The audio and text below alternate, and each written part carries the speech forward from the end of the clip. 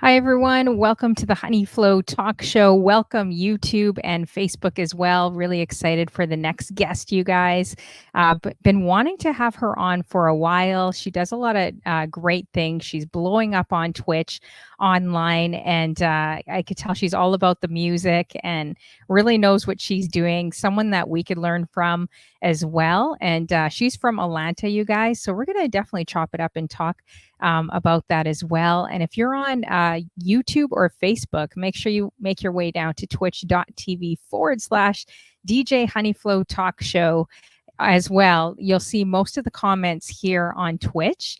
Not so many on YouTube or Facebook, but if you want to stay there, that's fine as well. But definitely it's free to come down here as well. So it's under DJ Honeyflow Talk Show. So the next guest I'm bringing on, guys, is Eboniatl. And she does an amazing show. She's on a lot of different raid trains. Been able to watch her for a little while now too, as well. And yeah, I'm excited to bring her on. So let's bring her in. Make sure you guys say hi to her, and we're going to learn the next couple hours a little bit more about her and her musical journey as well. So let's bring her in. Hi. Hey, how you doing? Good. That's good. Thanks for coming on, like I mentioned. I was going to ask you, are you originally from Atlanta? I am actually a military brat. So Georgia is just where my dad ended up retiring, about 98 miles south of Atlanta in Columbus, Georgia. My sister, who's 4 years older than me, went to college in Atlanta, and I just kind of followed. Oh, cool. Okay, so like, what have you lived in a lot of different places? Not a lot. Mhm. So I've lived. So I lived overseas, of course. I lived in Germany when I was very young, and I lived in Greece.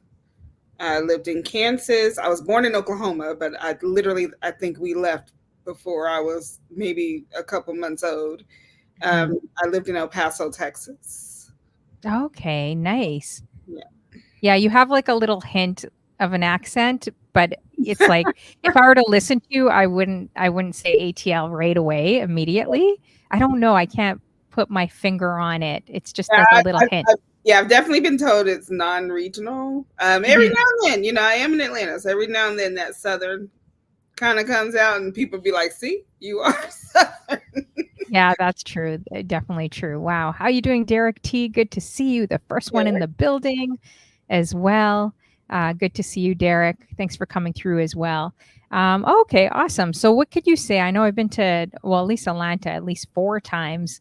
But for someone that doesn't really know much about Atlanta, what would you say, or where you're from, the area you're from, what does it have to offer there? Lots of diversity, lots of culture. So I live in kind of, I guess, what you would refer to as the suburbs. I live in an area called Smyrna or Smyrna Vinings. You might hear it. This is kind of where people, one of the areas where people move where they're ready to like kind of settle. Of course, when I first moved to Atlanta, I was at the AUC. I went to Morris Brown College. So right in the heart of downtown, like where you're really going to get Atlanta culture, right next to what used to be the old football field before they built Mercedes Benz. Um, so yeah, it's definitely a melting pot of people. Um, if you for some areas you have your Atlanta natives, other areas a lot of transplants, and still like they just tore down my favorite shopping center to build more condos because people are still coming. Yeah, So where would you say they're coming like Detroit, I think when I went there years ago, they said like 1,000,000 people left Detroit and went to Atlanta. Would you say it's a lot of New Yorkers too, or a lot of everyone it's a lot just of coming up to everyone. Atlanta? It's a lot of everyone. So, definitely in starting conversation with anyone in Atlanta, they're going to ask you where you're from Mhm. because you will know who the natives are. The, Oh, okay. and the natives don't frequent a lot of the other places there. So you'll get to know, visiting Atlanta, depending on who you're with, who's kind of showing you around, you'll be able to see like, okay, this is real Atlanta. Um, what I love to do when I visit cities is take the public transportation, because that's where you get to see the real people. So definitely, like when I go to New York, I'm on the bus and the train. So yeah, you'll be able to see a lot of people. Then you have people like me who, I'm not necessarily a transplant. I came here in '98. I did leave after I got married. I lived in Chattanooga, Tennessee for about 7 years, and then came back. So you have us that came down here, for college or whatever, and just kind of stayed. So we're sometimes they still kind of consider us transplants, but so you have just different levels of people. You have the born and raised in Atlanta. You have the people who kind of been here for 20, 25 years, and then you have people who are just starting to come. Yeah. Do you think that it kind of changes like the South a lot? Because you know it for Southern hospitality, everyone kind of stops and at least says hi to you. If you have a lot of New Yorkers or people coming in from fast cities, do you think it kind of changes the dynamic You, of you still South? get it, but what I noticed, not just here, but traveling everywhere, the one thing I always notice when I go to another city, like everything is the same now. You used to be able to come into a city and know, like, oh, I'm in Atlanta, or no, I'm here, and everything is kind of the same. And even I haven't been like to Europe in a while, but I even hear it over there. When you go to London, you're a lot of people, just depending on what you're going over there for. But I've heard, you're seeing the same things. They have the same. The mall looks the same. They have the same foods. So it's really important to connect with natives wherever you go, or at least someone who's been there for a long time, so that they can show you like the real heart of the city. But from a surface level, yeah, I mean, it's a lot of places are pretty much the same. I don't know what it is. I don't know what it is about Atlanta that keeps people wanting to move here. I do feel like if I left, I would miss it, because, of course, being here as long as I have, of course, I think about the big world that we have out there. Like, I can literally, especially with the type of job I have, like I can literally live anywhere in the world that I wanted to. But I do feel like I would miss it. So it's just something. It's something I don't, from an outside perspective, I don't know what it is of them wanting to move here. I don't know if it's the reality TV shows. I don't know if it's Could be. I don't know. I would definitely move to Atlanta. I feel like it's like country meets city out there. But when I saw the gated areas, I was like, oh my goodness, like there's some gorgeous homes here for, oh well, yeah. it's probably gone up a lot, but really gorgeous homes out there in Atlanta. And I just like Southern hospitality. People are friendly, for a relatively big city. I like that too, as well. So, yeah. How you doing, Double Spirit? Good to see you. We got DJ See No Evil. Make sure you guys check him out. We just did a replay. He DJs blind. You got to check him out, Ebony. It's like DJ Oh, See No Evil. Yeah, I have we a friend. I hadn't from a long time ago. That's always so cool. yeah, it's I so cool. have a friend that does that as well. Yeah. Oh, really? Yeah. Oh, that would be awesome Yeah. to Out send of me. DJ Touchtone out of Philly. I doubt he's on Oh, Twitch. wow. But No? that Oh, yeah, he was a DJ back way before I was a DJ. So wow. Yeah, DJ See No Evil. He's got raid trains, does flyers, does everything we do pretty much on all our shows, and has an incredible story of getting into a car accident. Make sure you guys check out the replay. That's why I was so busy between this show and interviewing DJ See No Evil the other day.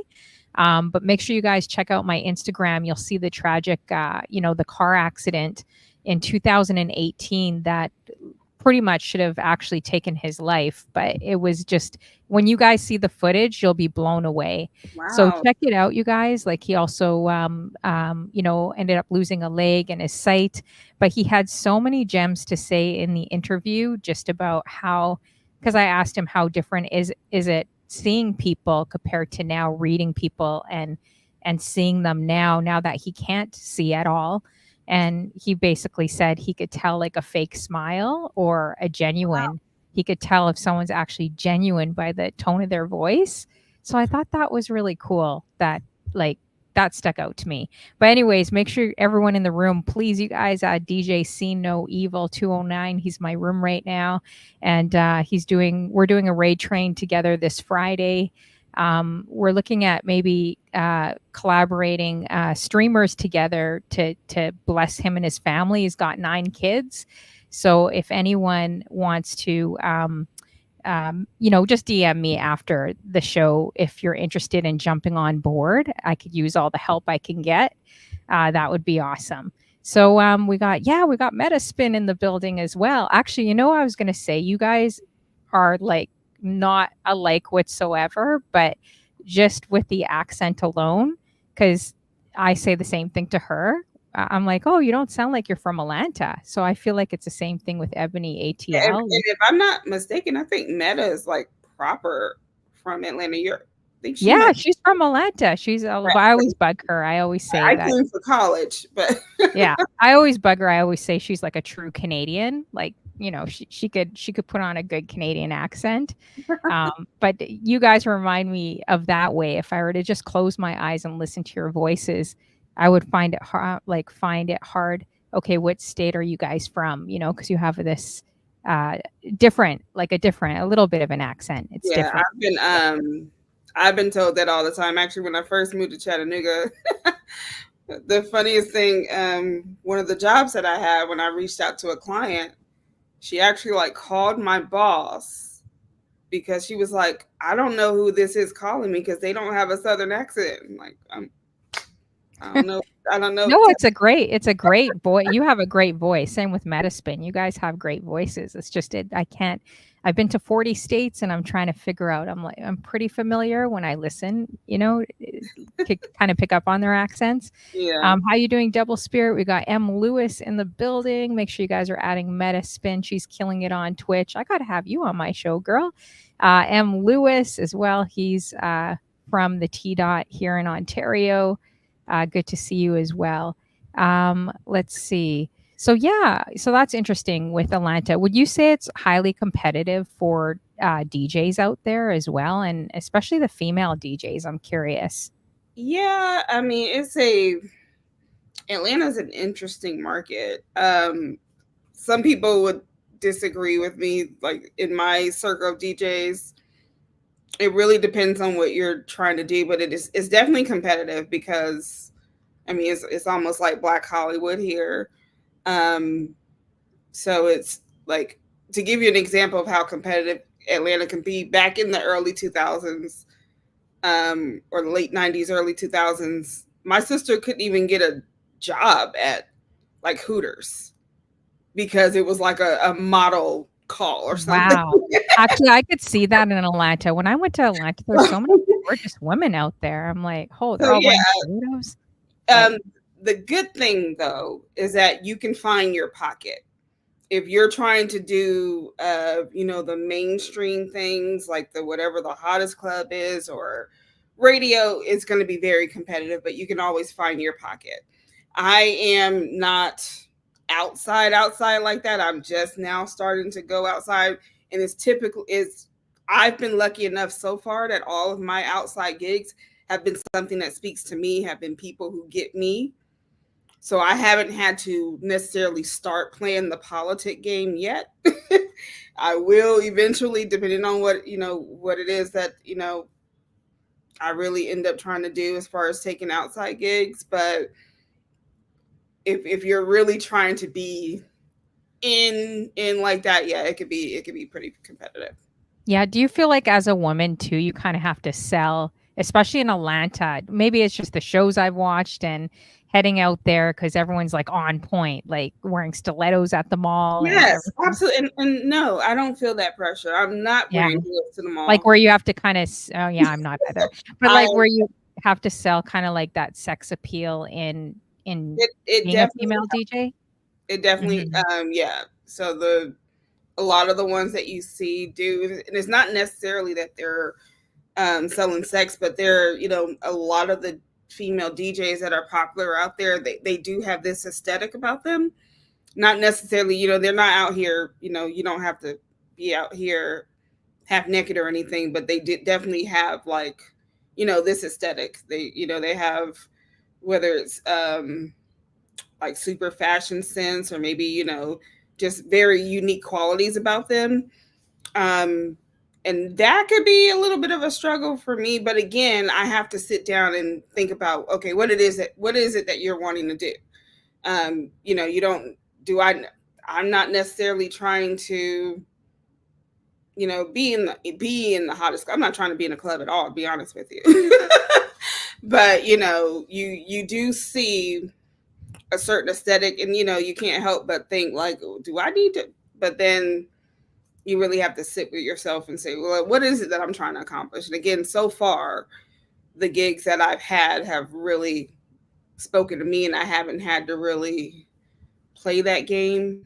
Yeah, that's good. Well, I feel like you have such strong skills that you literally don't need to do any of that. You could just, I feel like you're deadly on the turntables, like, I mean, I know I have mentioned a few gourmet chefs on Twitch, but you really, I feel like, are added to that collection where, she slices and dices it up like mushrooms. I think I mentioned that a long time ago. Not yet. I'm still learning. I don't know. I think you're really, really good at. Thank you so much. So I have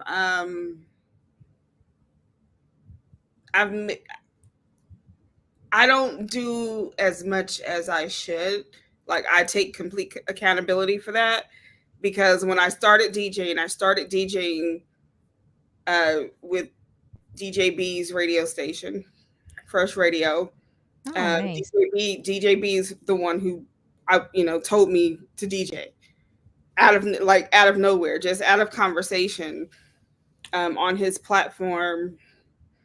He just brought it up one day, and my first instinct was to be awkward about it and laugh it off and be like, yeah, right.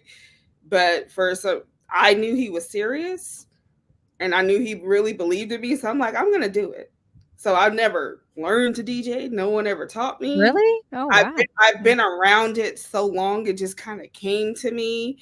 But the issue with that is that, I started DJing, and then I was just in my bubble of Fresh Radio. I knew who my audience were. I knew they appreciated me. So it's like I didn't really hone my skills like I should. I just kind of, I have a weekly show on Fresh Radio that's actually coming to an end in a couple of weeks, but I've been doing that for 9 years, and so it was this heavy comfort zone for me. Mm-hmm. So now with Twitch, it's like, oh, I got to do more. There's more people with eyes on me now, and so now I have to get myself in the actual habit of practicing, because I wasn't really.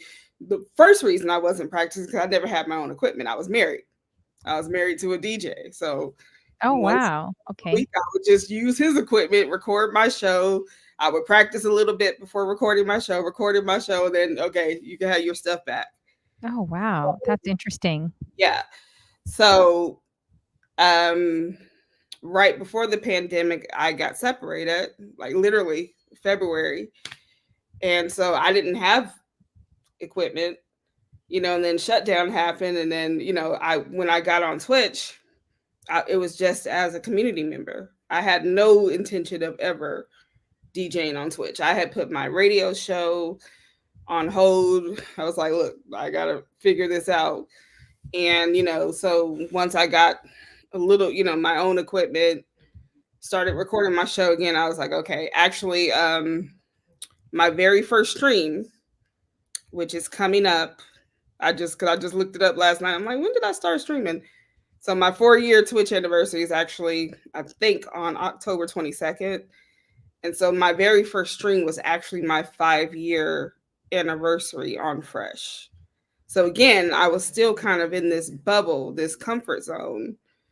And it wasn't until, like maybe 2.5 years ago, as more people start to come on the scene, I'm not a competitive person. I don't like to compete. I think there's enough Mhm. for everybody, but I'm like, I have to do more. I have to, I love to juggle, but it's not as clean as I like it to be. Like I actually have to start practicing this stuff. So But I have sometimes we could be the worst critics. I don't think people see well, I think other DJs see your mistakes, like our thank mistakes Lord, for thank sure. you. But I think sometimes we could be our like perfectionists in this industry where it's never like as we don't think it's as good, right? Oh yeah. So, but people don't even notice that. So going back to Fresh, was it like an online internet show or was it Yeah. on the So dial or community so radio? Or it is a it's his own website. So there are a lot of internet radio stations, right? Fresh is a little different Mhm. because B has been in radio since I think like 1993. So and my sister, I also have an older sister that was in radio, so I know the radio format really well.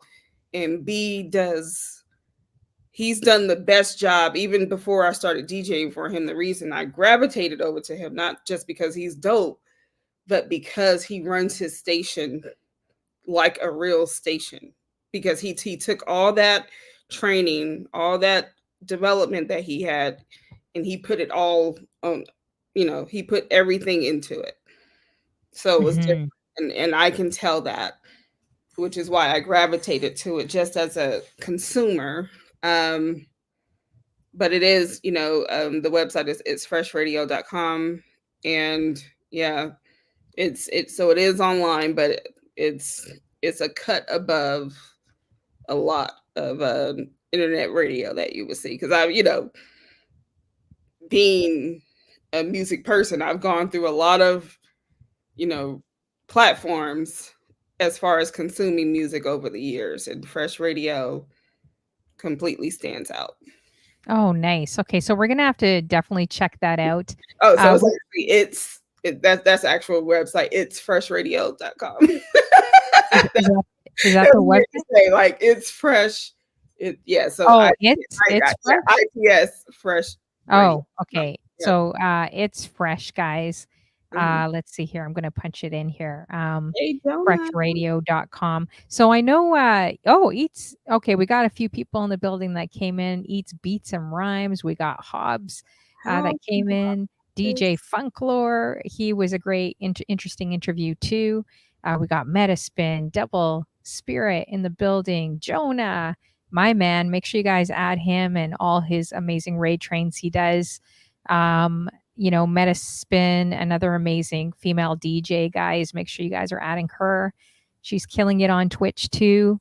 Let's see. Did I miss anyone here? I might have. If I did, just drop it back. Eats Beats and Rhymes, they do. He does great shows and talk shows as well. We got Music Leva. He's got a whole crew of guys talking about hip hop. He is a true hip hop head. So make Mhm. sure you guys add Eats Beats some rhymes. Jonah, you guys should collaborate, by the way, because Jonah is definitely a hip hop head too Yeah, guy. Jonah is actually he's had me on his rain trade, and I appreciate Jonah and Funklore. Like everybody in here is just like super super supporters, just like we've been on Twitch for 4 years. So I feel bad because I mean I have a probably like a whole lot of people. I have a full-time job that's also like super demanding, so I can't always catch everything, but like I definitely go back and watch when I can, especially interviews. 'Cause Yeah, I get it. Like, and it's okay. Everyone's got their personal lives, and sometimes when you stream for a long time, you just take breaks. So Mhm. I'm guilty of not being on as many Yeah. shows as I should, but I'm like sometimes I just need mental breaks and quiet breaks from the music, like just getting off of social media altogether. We got Oh, Doug is absolutely. fresh in the building too. Hey, people And tell you it does run 24/7. It does run 20. okay. Mhm. Yeah, so Eats Beats and Rhymes asks, how often do you practice? Listen, I can't even say how often. Like it's very sporadic. I would probably say it maybe about twice a week. It's sad, but it's very sporadic. Like it's really like if I'm in the mood, I'll just go on my turntables.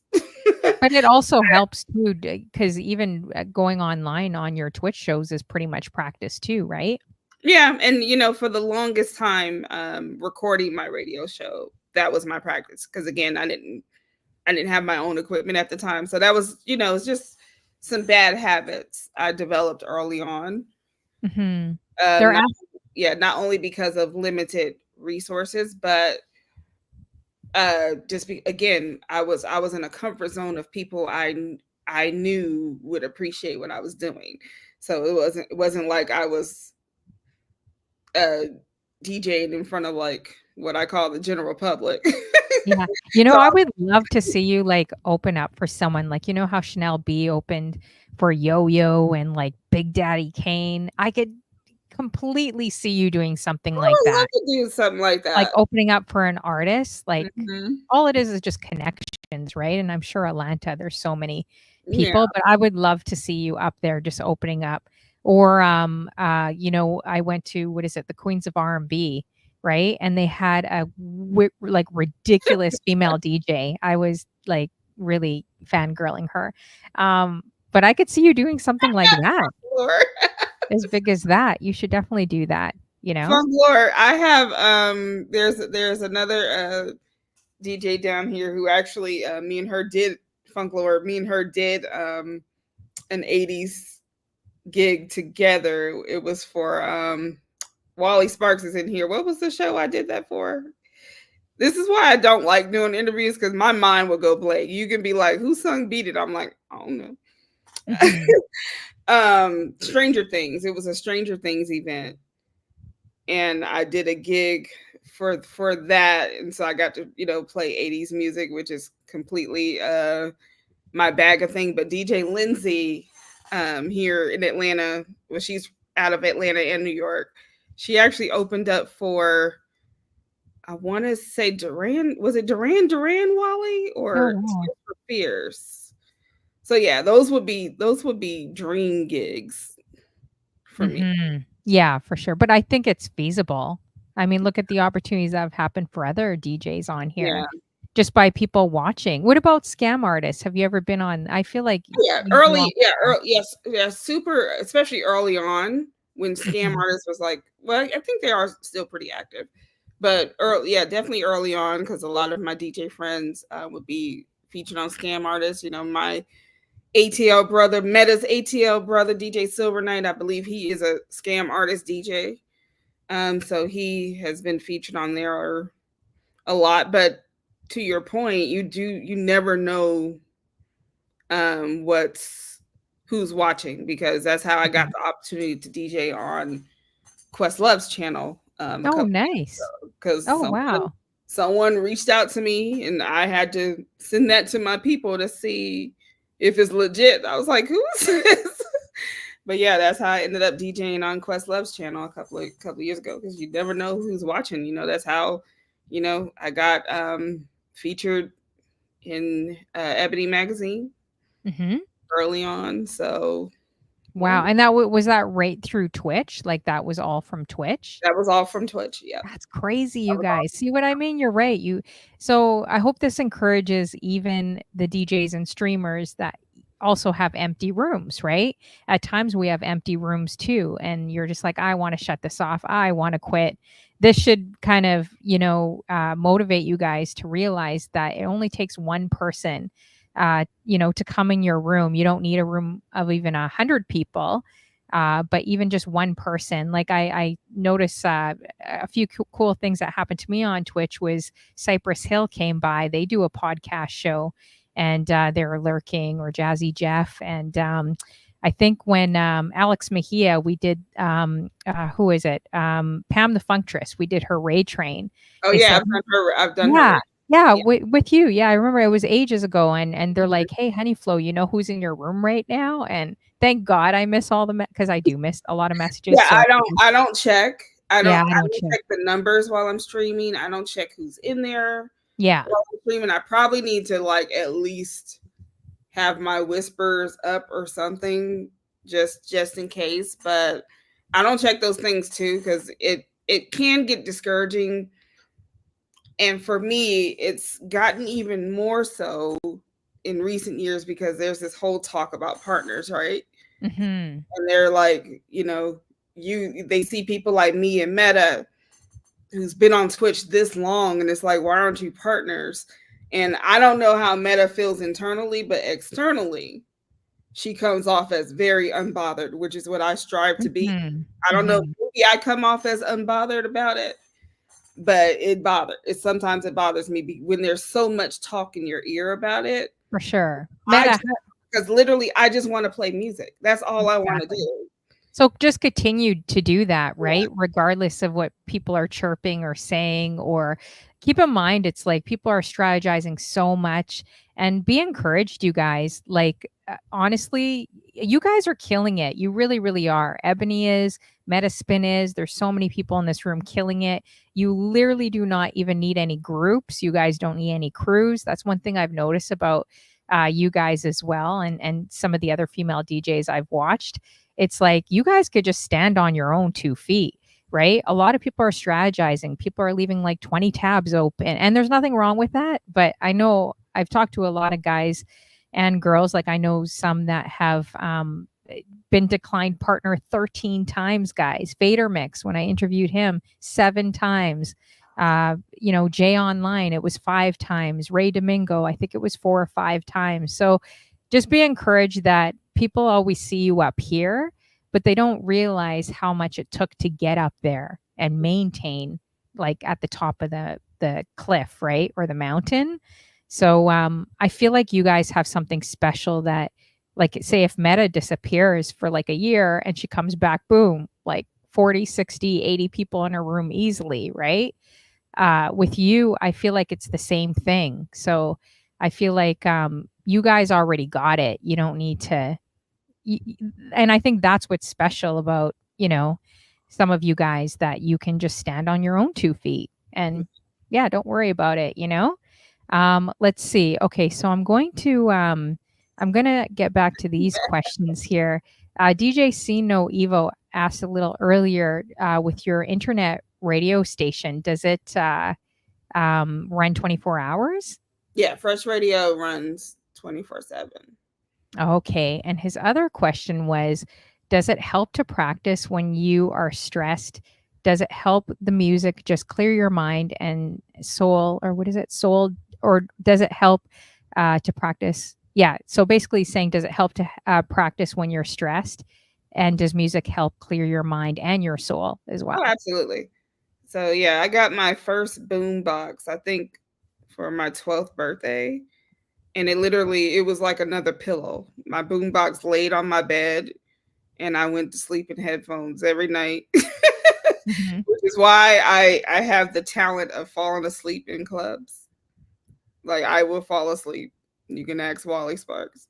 Because I used to go to bed with a boombox. So yeah, music definitely is that soother for me. But like you said earlier, sometimes I just need silence.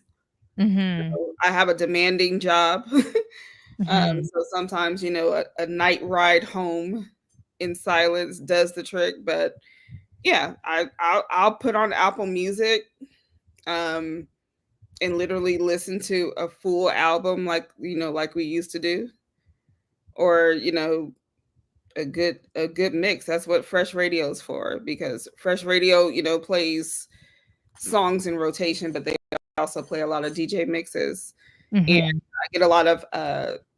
I get a lot of compliments on my blending and transitions, but that comes from radio mix shows and listening to mixtapes. Okay, nice. So we're going to get back to, actually, this was really more of my original question. So we're going to kind of rewind time a bit. How old were you, would you say, that you kind of really knew that you were into music, and what kind of inspired you for Uh, music? I always say 83 was when I was 3 years old.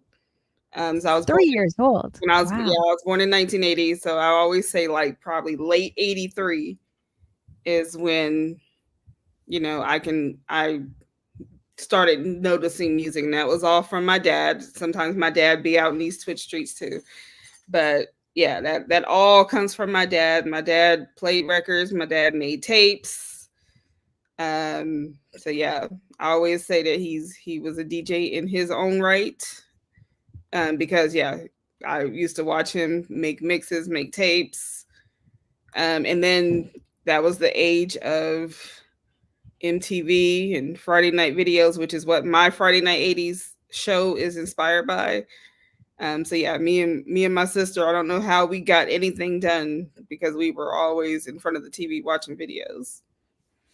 Oh man. Yeah, like I'm trying to think. Do you remember the shows back in the day? So Metaspin says MTV. Do you guys Yeah, remember any other shows? I know we had Friday Demix. Night Videos and Night Tracks.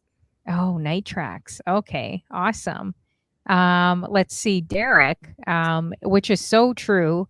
And Derek's one to take advice from, because I don't know if you guys know about Derek, but he went viral for dancing, got on the Ellen DeGeneres show, got in the Happy video with Pharrell, like has done some pretty big things, especially with his dancing, and went viral. And he says you can't trust the numbers to you. I've looked at it and it says, oh, 1 to 5 people at the summary. At the end of the summary, it says 27 were in the stream. Yeah. So It's a whole analysis behind it. I have people, I have, friends of mine that are numbers people that are actually kind of, able to break that kind of stuff down. So I let them deal with that. yeah, exactly. I And I'm wonder. like, I don't know. Yeah, I don't know. You know what? And sometimes I kind of wonder. Okay, I know I'm going to sound like a conspiracy theorist because most people think I am, but there is some truth to this, guys. If you look at all these apps, like the green app we won't mention, Twitch and TikTok and all that, Mixcloud, right? A lot of them you can't see your viewers. So do you guys think they kind of overinflate the numbers to keep streamers working here? Because if they didn't overinflate it with bots and numbers and viewers, like Mixcloud, I know DJs have like 100, 200, boom, they just started, they have 200 on there, or the green app, but you can't see any of the viewers. So I kind of feel like they overinflate it to keep all of us working here. I could be wrong, I but don't know. I have mentioned to someone that I believe they overestimate your numbers when a raid comes in. mhm. Because I've seen, like, just using um even numbers here, like you got 50 people, you get a rate of 40, your numbers go to 126. I'm like, what? Yeah. Well, and that may just be a glitch. I don't know, but I've definitely noticed and mentioned that I think when raids come in, they overstate how Hmm. many how many people. But I have seen people's numbers like go up and down. So I'm like, I don't know. Yeah. It's very weird. Yeah, I don't know. I was just curious. What do you guys think in the chat? Because I noticed when I watch some shows, like for example, when they put you on front page, it's showing 30,000 people, or I think Chanel B just got on front page and Yeah. posted 35,000 people, which is kudos to her. I'm really happy that I know she's been working really hard. And just an FYI too, I know she is sending out some stuff to try to make, or I thought she already was partner actually, but A lot of people thought Chanel was. yeah, I was kind of surprised. I'm like, Why am I getting sent this I've, I've, message? I've, Isn't she I've had a partner?" lot of people ask me, like, Chanel B is a partner. I'm like, Yeah. "Mm." So I know she's pushing you guys. So if everyone could kind of support her and, rate in or do whatever you can, then, just let her know that too. Like, try our best to kind of help her Yeah, as she's well. she's part of the early Twitch fam. So yeah, Yeah. there's always support there. Exactly. Let's see here. So, if you guys have any questions for Ebony ATL, definitely drop them in the chat. If you guys have any Metaspin, are you flirting with ReadyBot? I don't know. Let me know. I see I something think going she on here. is. I think she is. She was flirting with the last bot. She might be the first person to run out and That is get a hilarious. robot. I think I was in another chat and we were bugging the bot because they're so smart. These Ready bot. Let me know how I can switch the name, guys. I want to fool some people in my room. So maybe I'll put it DJ Funklore too. I'll steal his name and put it on my ready box to see if I Shout could out fool to some people. Funklore. Me and Funklore would probably be collaborating on something 80s because when Funklore first got on Twitch and I was in his stream, it was like I was like, we have to. I was like, if you're ever in Atlanta, you have to do Friday Night 80s with me because he brings an entirely different perspective. Because in the 80s, I'm a kid. I'm a true 80s baby. I was born in 1980, so I'm a kid. But Funklore is able to come with stories about what was happening when these records were out. His stories about buying the record. I was like, oh, we got to do something. Yeah, he's got a lot of cool stories of artists he's worked with. Funklore, hook her up. Maybe you guys could do shows on stage together. He's worked with so many people in the As much industry. as I love the 80s, I always tell people I only know what I know. And I know I'm not like a huge historian. I know Hmm. what I know based on my experiences. So, Yeah, I don't know everything about the 80s. yeah. A Big Stove definitely does and does an awesome show too. Make sure you guys are adding Big I wish Stove. I was old in the 80s. I wish I was like at least like 14 in 1984 So he's like, "Yeah, are you rather calling than 4 are you calling because him old?" no, because being exposed and aware as early as I was, I missed a lot of stuff. I didn't Mhm. realize Thriller was already like two years old because 84 was like Michael Mania, but that was more so because of the Victory Tour. So as a 4-year-old in 84, I'm thinking I'm experiencing all this stuff in real time. And I got old. I was like, wait, Thriller was already 2 years old? Yeah, I didn't get to really experience all of it in for real sure. time. So what were you like? I'm kind of curious now. What were you like in high school? Will you consider yourself more introverted, extroverted? Were you kind of like, I definitely consider myself an introvert. mhm, I call myself a floater in high school. Like literally, like you had your groups, right? You had the cheerleaders, you had the football team. We're mhm, military, so we had so we had this section of lockers in the lunchroom where all the Hispanics were hung out, and they all had their beads on their flag. So whether it was Dominican, Puerto Rican, so we had the Hispanic. I could hang with anybody. The computer, yeah, the that's computer, awesome. the computer nerds. My Mhm. main table in high school was me and a bunch of goofball guys. That was like my main crew. Mhm. But yeah, if I decide to sit at the football table, the cheerleader table, like I was in everything. Did you ever have like a boom box? Like if you're really, really into music or bring your Yeah, music my boom in your box was on my Walkman? bed. And yeah, then we had the Walkman and then the CD Yeah. Walkman. But yeah. So when did you actually get into DJing? Because you said your ex was actually a DJ. Is that when you really started getting into DJing, or was it Yeah, I've before been that? around it forever. My Mhm. older sister was a DJ and she started DJing. She's 4 years older than me. She started DJing in high school. Um, and then I've always been around DJs. Like Oh, okay. like my father, I still have tapes that my dad have of old mix shows from. It's so funny. I met DJs as an adult, and then I'll go back and listen to those tapes my dad had, and it's like from the early '80s, and then that DJ that I'm now friends with is the DJ from that tape. So that's how kind of my life always used to come full circle. I'm like, wait a minute, I was listening to you back then. So yeah, it's just like my sister. She just always was able to get access. So as a like freshman in high school, everybody's excited to go to these shows, and I end up backstage or on stage because so it's I've always Nice. I've always been around. And growing up, did you see that many females doing it? I know out here, definitely not. Like, it was very taboo. It's still kind of like walking on a basketball No, court and being the it only you know woman.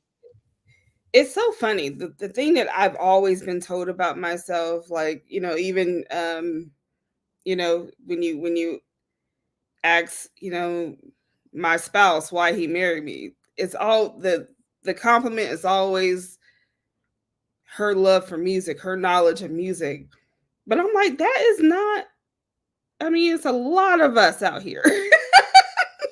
And and that it's it's bad because it's still being treated like a novelty. Like there's a million female DJs out here. And we're all good. We all know music, but it's still treated as if there there can only be so many, and it still kind of puts us in that competition. And like, no, I don't Mhm. want to do that. you Yeah. know so there's no competition between me and Meta. We support each other the same, both on Twitch and outside of Twitch. So I Yeah. don't I don't remember seeing a lot growing up, not in person. I would say not in person, but you knew about your Jazzy Joyces, your Spinderellas, your Coco Chanel's. I mean, I can name a whole bunch of female DJs by the early 2000s. My sister was like in this DJ crew, if you will, not really, but and there was a lot of radio female DJs, a lot of, yeah, it's so I would say by 2001 I was aware of more, Mhm. like For sure. from all over the country. Yeah, there's literally thousands and thousands online now. But I would say if you ask every single woman from city to city how many female DJs they could count, like I'd be shocked if they could count more than 5 or 10 on their hands, like just like that, you know? Yeah, like Um, people like Meta just mentioned K Sly. I mhm. was listening Yes, to K she's Sly in amazing. the early. Me and her just met on Twitch, which is crazy. But I've been a fan of hers for a long time, Yeah, she's long, amazing. a long time. Kay Sly, I thought she was from Cali. I didn't realize she was in Atlanta. Interesting. Yeah. Nice. Yeah, so you don't ever feel that indirect competition even if you're not competing? Like do you ever feel that vibe from other women? Because I do know that sometimes I feel like if you're doing raids or if you're on a flyer, or I feel like sometimes women may feel like there's only one spot, right? And I've been told even on a flyer from another female DJ on here years ago, a lot of guys were telling her, don't say female DJ, do not put that out there because it's going to kind of hinder you.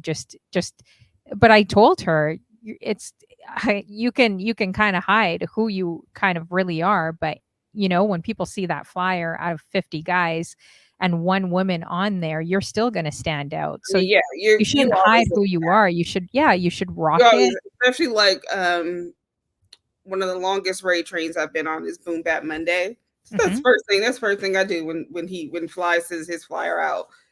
How many women are representing this week? Mm, And again, it's crazy because again, there's thousands of female DJs, there is. but There definitely is. Online, there's definitely thousands, guys. If I was able to find 400 females for the anti-human trafficking raid, contact 400 females in 4 or 5 days, like searching nonstop. If I could do that, well, then clearly any guy can do that. You know, anyone can do that on here. But props to all the guys that do include the women. And of course, I know Prodigy does a good job of that. Picked up a lot of women, uh, you know, uh, that we had on for the anti-human trafficking raid too, and he's always making sure that he has women on his hippome. So props to him and all the other guys, Jonah, and I mean, there's so many, Funklore and all the men in here, Derek, all the guys that support the ladies as well. So those are you don't ever feel like an indirect, uh, like I mentioned, you're not competing, but do you ever feel that sometimes from other women that may be watching you or think Like, do you ever get kind Um, of that vibe or not really? Not really. It more comes from outside. More, to be honest, it comes from guys, because guys are the ones that be like, "Oh, she's the dopest DJ here." She's the dopest. You know, and and so that is where the indirect complication, like, she's the best DJ on, she's the best female DJ on Twitter. And, like, even when it's said to me, and I'm like, I guess, Mhm. but it's not really about that. I think it's I think it's normal to see certain people, and see certain people with a certain skill set, and be like, oh, I gotta step it up a little bit. That's how I realized I wasn't practicing enough by Mhm. other people. But then again, that's no different than guys. True. Yeah. DJB has been DJing since 92, 93. He still practices every day. Every Mhm. day. So it's like, it's no different than what anybody else does. Yeah. B will see, or Wally, everybody will see someone and be like, man, I gotta, the DJs that can do all the super cuts and stuff. B still looks at people and be like, man, I need to, you see what he did, I need to go home and practice. But it's just, when you talk about that in the female space, it just reads different. And Yeah. hopefully one day we'll get away from that. Yeah, for sure, for sure. And just like, you hear different things. I feel like women do have to Well, work just harder. see. Like, it's not saying separating each of us. I loved Meta Spin's comment. She had a really great comment. I think let's see here. I want to read her comment. She says, "I can feel when anyone is a secret competitor. Some are women, some are not. I don't rock with those folks." So I love that. I think that's a great comment to make, because you see and you meet all kinds of people in entertainment. Sometimes you can have people supporting you, sometimes you can have a lot of frenemies in this business. But with women, because I'm such a large supporter of women, not saying that I would expect that back from them, but I think every woman knows how hard it is. It's like getting on the basketball court, and you have to make sure your skills are not only up, but you're pushing to go against not a lot of men on the court, but you have to prove your place a little bit more harder, right? So as a woman, I would expect more women to support one another. Unfortunately, it's not always what I see in this industry, but like, I would Yeah. hope that, like, you would meet those genuine people that would support you back as well too, right? So that's kind of what I was thinking about with women. I feel like, I feel like the people that I rock with and have been rocking with on Twitch for the last 4 years, Mhm. I feel like we've been lucky enough to find that, Yeah. kind of support, Mhm. where there's no kind of rivalry that. But again, I'm very cautious. I stay in circle. So there have been moments where I will expand into other circles, and then I'm hearing about all this drama, and I'm like, huh? Yeah, yeah, And for so, sure. I just tiptoe back out. Yeah. Man, we I'm like, gotta wait, what? You know, exactly. Metaspin, you gotta teach us, girl, because she's coming up with these good comments here, which I totally agree with you. She says you can feel the difference between admiration and envy. We all have aspirational DJs for sure. You can just see the difference in someone feeling motivated versus feeling jealous, which is, yeah, I think there's a lot of truth to that statement. yeah, no, Um, I've definitely felt, especially early on, I feel like there are certain people that lurk, mhm. see what you're doing, and then there's Beyonce, and then there's everybody Beyonce was inspired by, right? Yeah, yeah, So we're for not all sure. gonna be Beyonce. I'm definitely not the Beyonce in that analogy. I'm definitely, Beyonce. I mean, it's just hypothetical, but if Beyonce went to a nightclub to see a local artist sing, that local artist is in front of about 40 people, and then Beyonce can take it and go do it in front of thousands of people, and they're gonna say, Mhm. So I How you definitely, doing? Oh I yeah, go definitely, ahead. I definitely know like that kind of stuff. For sure. I feel like you're a quiet storm. You're a quiet storm that just walks in there. It's like you don't need to say anything on the mic, and then boom, boom, boom, boom, boom. You're Listen, chopping up I got mushrooms so on the spoiled. turntables. I got spoiled. I just told Diva last night, Diva929, that I got spoiled DJing at Icy Ice's house with her on the mic. Oh yes, that was Because amazing. if I can hire her as a permanent mic person for my Yeah, streams, she's great. I would never talk again. Yeah. And her singing. I love when she breaks out and sings. She's a good hype woman. She's killing it on Twitch too, along with Nerd Chris here as well. How you doing, Nerd Chris? Yeah. Good to see you. She's also another one that's killing it that just started on Twitch and is killing it as well. And congrats to partner too. Really happy for her as well. And her engagement. I'm always happy when I see All the Niall. things that happen to Nerd Chris on stream.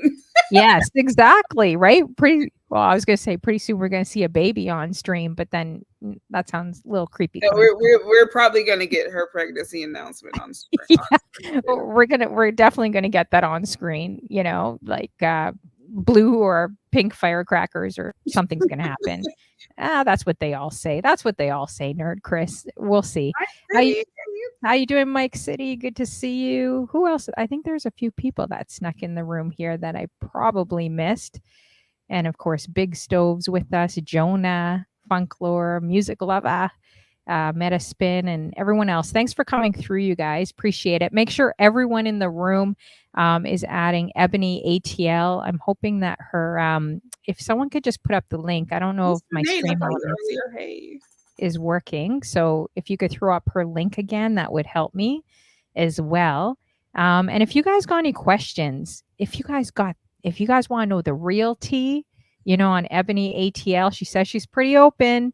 So now is the time to get some real tea on her, So Oh, drop it in the chat if you guys have any questions for her. So you said your, ex partner was a DJ as well. Do you think, because I always wonder what it would be like dating a DJ. Like, does it get kind of competitive or does it kind of work like DJing? not for me. No, it wasn't competitive. It was more like it took me a long time, even though not counting this interview, but it took me a long time to put him in the forefront. Like for instance, if this was 3 years ago and you were interviewing me, I Mm-hmm. probably would have been mentioning his name. Well, he does this instead of like allowing people to get to know me and allowing myself to start talking about the things I'm good at. I'm like, oh, well, let me tell you what he's good at. Yeah. That was a habit. I was definitely a deflector off of me, Mm-hmm. not just for him, but for B. Because I got all these. I grew up and was around like the dopest DJs.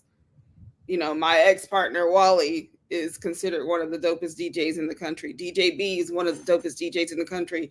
JC, who I've known for 25 years, is one of the dopest DJs in the country. So these are the kind of people I came up with. So it was so easy for me to deflect off of me and talk about them, and I had to get out. And what really got me out of that habit was the Ebony feature, because I wasn't the only DJ featured. It was a bunch of us, and a lot of them were people I knew. And so I wasn't even going to really post it or mention it. And then someone was like, "No, you should post it." And then when I was going to post it, I was going to make it about everybody else, not about me. I was going to be like, "Oh, look who all my fam who's on this feature." And then my sister Miss Her at a DC, who's also a super supporter of women DJs, she posted it, and then she only posted it and made it about her, and I was like, "Oh, so it's okay to do that." Mm-hmm. So then when I posted it, I just celebrated myself. That was so hard for me to do. Oh wow. When you So I mentioned Wally, that not Wally Sparks. Wally No. Sparks. Yeah. What? Are you Yeah. serious? Oh my gosh. How did I not know this? Really? Wally Sparks was your ex? I'm just Googling right because what came to mind, I'm like, Wally Sparks. I'm like, why does he sound familiar? Did I buy his mixtapes like way back in the day, like 20 Probably years ago? he Like was 20 definitely years ago. in the mixtape game back then. Yeah, I remember. Oh my gosh, I think I have. Okay, sorry guys, I'm like the last person to know anything online. I know everyone's like, "Oh Lord." Nerd Chris is like, "Oh Lord, how did I not know this? Am I the only one in this room that doesn't know? How am I the last person? I'm the last person to find out Nerd Chris is engaged. I'm the last person to find out anything. Oh shoot, because I'm actually kind of well, sorry, I'm googling, and I'm like, Wally. I'm like, I do have mixed tapes from Canada from I think this DJ called Wally Sparks. I'm like, no way. Is Uh, that where I oh, know there geez, was that's crazy, another man. I know there was another Sorry, Wally guys. Sparks. I don't know. Oh, Metaspin's like, thank you, Metaspin. I'm You uh, met her for real? see, you know I'm not a gossiper then because I'm the last person to know anything that's going on.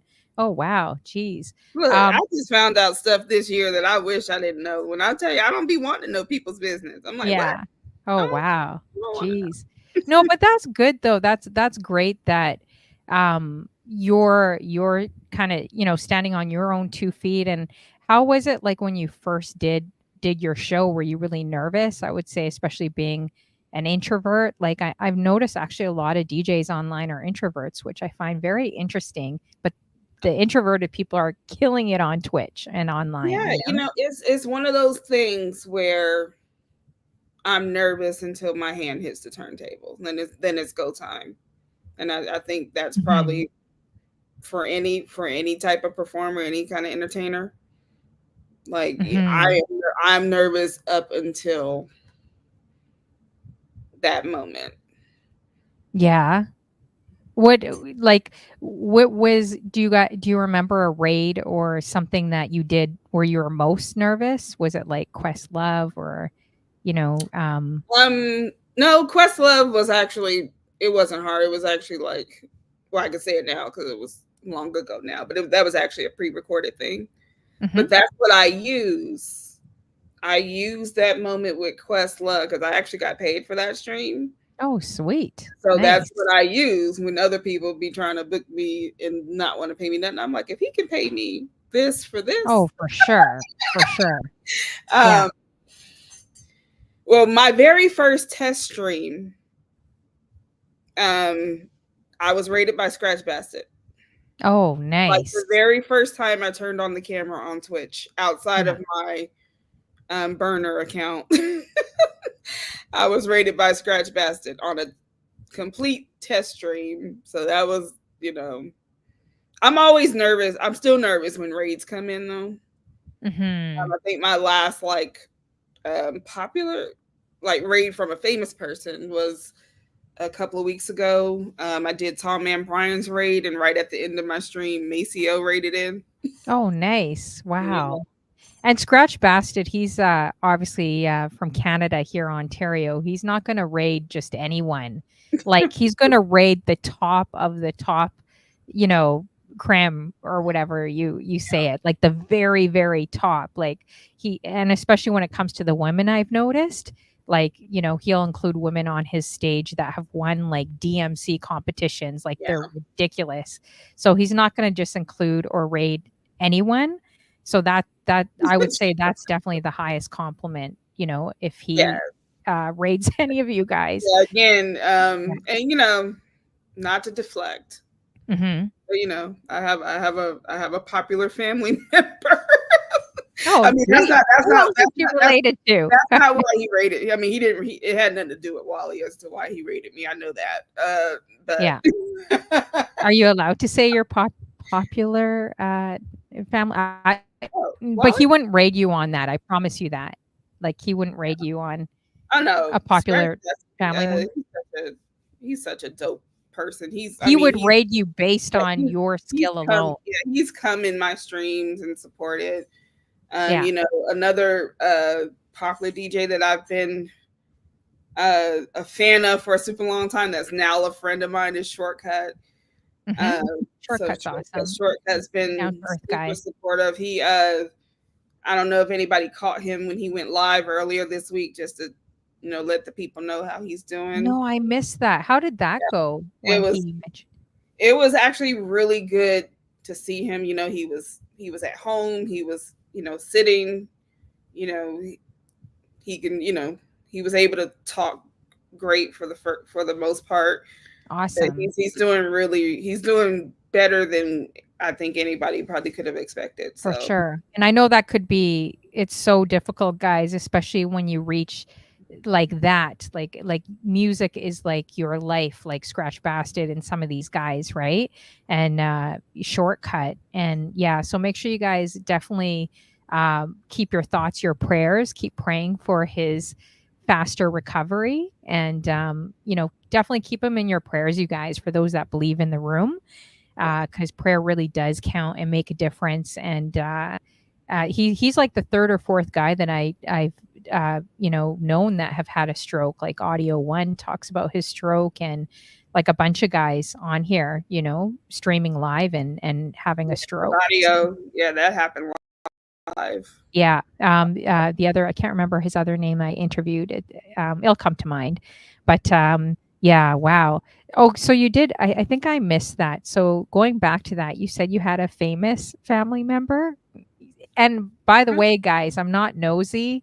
I asked her. I'm telling you guys, I did. I was talking about Wally. I did ask her. I did ask her. Oh, okay. I was talking about Wally because he's literally friends with everybody. Yeah. Yeah, I did ask her before the show if I could ask her, and usually I do. I don't wanna put anyone on the spot. If I put you on the spot and make you feel a bit uncomfortable, it's because I already asked them if I could ask questions. So, there you go, in case you're wondering. Yeah, I just thought that was a crazy coincidence because I just remembered, like, having his CDs or mixed, tapes from, like, 20 years ago. I think I still have those CDs. That's why I was like, "What the heck?" Funklore is like, "You may be nosy." No, I'm not. I'm a friendly Canadian. I'm not as nosy as you guys think I am. But drop it in the chat, you guys. I think I saw another question. If you guys have any other questions, drop them in the chat. If I miss them, just repost them. Derek asks, "What was your first pieces of equipment that you used and learned on?" Great question. Techniques and 62 mixer were the first. Was it techniques? Technique turntables. Oh, okay. Yeah, and I still use Techniques. I may be getting. I may finally go to Pioneer. I'm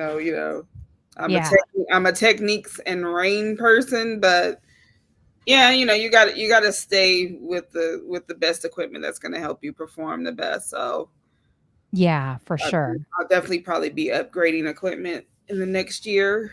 Do you find it easier, like when you go from techniques to controllers? Like, do you find it much easier to scratch or blend, or, Not me. 'cause no? No, I mean if it's like a Rev 7 or a Rain, with this anything that has a spinning platter, then it's I mean, I wouldn't say it's easier. Turntables are always going to be the easiest for me, but the first time I actually used a controller was the couple of years ago actually, and I did an event for the hotel that I was working at, and it took a second to get acclimated. Oh, wow. Yeah, because I always hear people that play, like, do techniques and then they go to controllers. They always say, "Oh, yeah, a controller is so much more easier," or like just easy for them, I guess. I don't know. I mean, maybe because I hadn't played on it enough, but I don't think I would ever consider it easier. But yeah, if you have the skills, you have the skills, and you're able to translate it. So I don't cut and scratch a lot on turntables, so I definitely hadn't mastered that on controllers yet. But yeah, for sure. So what do you really think? I know Jazzy Jeff and others have, the big debate with DJs is the sync button. What do you really think about that sync button when DJs use the sync button? What is your opinion on it? I mean, do what works for you. I don't use it because I just don't. I mean, it's Mhm. not, I don't, I'm not a snob about it. Mm. Do what works. I mean, when you see new technology, if you're, I'm more on the purist side of things. Mhm. It's not a complete snob. So when you hear about certain things, even stems. So, because I love to blend, I love to do live blends. You hear something about stems, you're immediately thinking, oh, now, that it's just making it easier for everyone, which it is. But for me, I mean, I like stems. I appreciate stems because I don't have the instrumental of everything. I don't have, the edits of everything. You can, kind of do your own live edits. For sure. I don't have the acapellas of everything. And then even with these tools, you still have to have some skill because I've Mhm. seen people use stems with everything, and it's like, don't. Yeah, yeah, they go like, stems overload, and, Yeah, especially when you do outside gigs, people just wanna hear the original tracks a lot of times. They don't wanna really be hearing, like, all these edits, all these, scratching and all these crazy things. They literally just wanna hear the original song they hear on the radio. That's what I find going out and doing so many events. Let's see here. Oh, yeah, Jonas says, "You're a monster on the blends." thank you. How you doing, Lady G? Another amazing, beautiful woman, you guys. Make sure you guys are adding her. Interviewed her a long time ago, a while ago. Lady G, killing it online as well. Make sure you guys are adding and supporting her. She does a high energy show. Hey, we got Ronzi in the building that does a spicy little show. She's a spicy little one. Well, I don't know if she's little. I think she's tall. But anyways, Sure. make sure you guys are adding Ronzi. She's from my neck of the woods, the T dot as well. I believe. Yeah, Ronzi, you're from the T dot, I think. Good to see you. Who else do we have? I think I missed a few people in the building. Let's see. Oh, yes. DJ Funklore says, I was at a gig. What type of a gig was it, Funklore? He says they came up and said, can you not do that scratching? Yes. Well, definitely don't do that at a wedding. It depends what they book you for, right? Like, can you think of a really interesting event that you've had or a few events that you've had over the years that really kind of stood out in your mind that you're like, wow, I rocked that party or I enjoyed it? Um, there's been very few, honestly. So, like, again, I've been lucky enough to get things that really speak to me, where people want to hear the music that I play. The only thing that I would say is surprising, just because, the music that I play, like, I've never stopped listening to 80s music. I've never stopped listening to 90s music, 70s, whatever. And so it's very shocking to me when how much I get. I haven't heard that in 20 years. I was like, really? So it's really hard for me to, again, appreciate what I'm doing because it doesn't feel like I'm doing anything special because it's stuff I do all the time. So I played an 80s party with JC a couple of months ago. I do an 80s show every week. I never stop listening to this music. But Mhm. the amount of whoa I got, when I'm playing certain stuff, and I'm just like, it's really hard to, that's a habit I have to break. Like, I definitely don't want to be cocky, but I do have to, big myself up a little more because I'm just. Have you done anything funny? Like, because online in front of the camera streaming is entirely different than your real time gig. And sometimes, as streamers or DJs, if you're doing so much of it, you can get confused. Like for me, for example, I was at Nordstrom's, guys, lip syncing, and they can't even hear it barely on the speakers. So they just thought I was guest services. So I looked crazy because I'm so used to lip syncing on Twitch. I feel like people are bored watching me. I'm like, this is weird. Why did they're just staring at me? What do I do? Right. So I just start lip Yeah. syncing like Milli Vanilli. So I started doing that at Nordstrom's streaming, and people probably thought I was like strange, So I'm wondering if you've ever had between streaming and like real time gigs, sometimes you do something and you're like, oh crap, I'm in real time right now. Like I probably shouldn't Yeah, be doing for that. me, definitely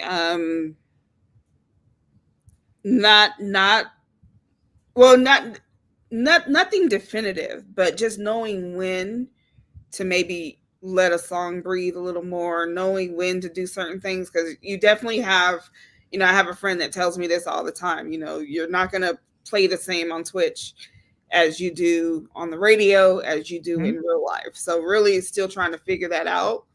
So, you know, I don't like quick mixing. I don't like when people play a song and get out of it in 30 seconds. But definitely learning that balance of, okay, you don't, not you're not going to play 2 bars of this song, or knowing the right part to get out. What I haven't experienced yet, but I've always thought about, is the regional differences. Mm-hmm. Especially like your Calis and your Texas. There are certain records that if you For don't sure. play a certain part, Yeah. you're probably going to be chased with torches. Yeah. That's what I look to for my more veteran DJs to know better. And I ask those questions even now, like when I'm playing on Twitch. I'm like, should I play? Do I need to play? Are they gonna get mad if I don't play Pimp C's verse on the? Mm-hmm. That's so funny. So yeah, definitely just learning that balance of, um, on Twitch can spoil a lot of us, because people aren't really, they're typically working, or multitasking, but in a real life gig, you're really trying to keep that energy up. So it's scary when I think about it, and I try not to overthink it. But when you're in it, Mm-hmm. it really, you're just going off of instinct. Yeah, that's true. And you're right. I'm just looking at some of the comments in the chat, True guys. school. They're saying, how Where are is you it? doing, True School? Good to see you. We got is it Jairus in the building too? Good to see you too. Good to see all you guys coming in. Yes, so True School says facts. IRL people are finicky, or fickle as well. Yeah. And then Juris says the actual music is different on Twitch versus IRL. Yeah, I totally agree, because if you're working for a client, you got to play for them. You're not, I feel like Twitch, you could be more creative. Do you think being online on radio and also on Twitch has made you more bolder, open to be more expressive when you're doing IRLs, like when you're out as well? Yes, because Fresh Radio is, it mirrors what my style is. And so, even if I were to get a job on commercial radio, like that would be a complete that would be culture shock for me, because IRL, even from what I've seen, a lot of times they let you rock. I feel like I'm lucky enough, because I have a full-time career. I'm lucky enough to be able to be selective. Someone I know just had a gig that was pretty much, open format, do your thing type of thing. But then someone came in and bought a section. And so now they're getting pressure from the people, like, can you cater to them because they're spending this money? I don't want to be in that situation. Yeah, you get a lot of that, especially in the clubs. I was like, yeah, I don't want to do that. For sure. And then you just become like a jukebox for people. Yeah. And It's people like, get angry, man. You give them like 1 or 2 tracks, and then they come up to you for like 25 yeah. tracks. It's like, And even really? before, I've never done a wedding, but I'm a professional Mhm. meeting planner. That's what I do for a living. Oh, And nice. when I was first starting out, I tinkered here and there with weddings, and I was like, mm-mm. Yeah, it's a lot, especially if you get a Even as a bridezilla. planner, I don't want to do weddings, Yeah. so I'm not sure if I'll ever do that as a DJ either. Yeah. So you're an event planner in like, is it a wedding planner No, or? I work for Marriott. I'm a senior event Oh, manager that's for so Marriott. cool. Really? Oh So man. I'm a corporate conference. Okay. Like I just wrapped up a conference this week. That's why I'm exhausted. Oh, that's awesome. We got to talk then because I was actually looking at someone said you should go into hotel sales where you're booking event spaces for and then I would probably say I DJ on the side too to them, but Oh, um see, like I'm very by the book a little bit. mhm, So mhm. I've had clients ask me to DJ for them a lot, and I'm like, I'm not even going there because I don't know what the conflict of interest looks like. Yeah, well, you'd have to definitely check You that, and know, then there's an added pressure because now you're also working there, but oh, right? that's a really interesting job. How do you find that? I'm really interested. Is it like how do you find that job? Is it pretty demanding or? Oh yeah, absolutely, Mhm, hmm, absolutely. I have to be really careful. There's only a select few of my colleagues that I mean, everybody knows I'm a DJ, but there's only like a select few colleagues that I allow to like. There might be two that actually have my Twitch channel because mhm. I have to Oh, like wow. um I would say since 2022 I've been full blown back in my career. Mhm, I don't want to let Twitch go. So, luckily I pretty much create my own schedule. I work remote twice. And now I'm getting like a couple more raid trains. So I'll be like, put appointments on my calendar. mhm. Yeah. And so the people who do have my Twitch channel, I'm like, don't share this information because if I'm not in that meeting, then y'all see me on Twitch. Oh, yeah, for sure, right? That's so Like, shut up funny. about it. Okay, I'm curious, you guys, to all the streamers in the room, do you try to keep that separate, like your corporate gig or where you work, and they don't really know you DJ?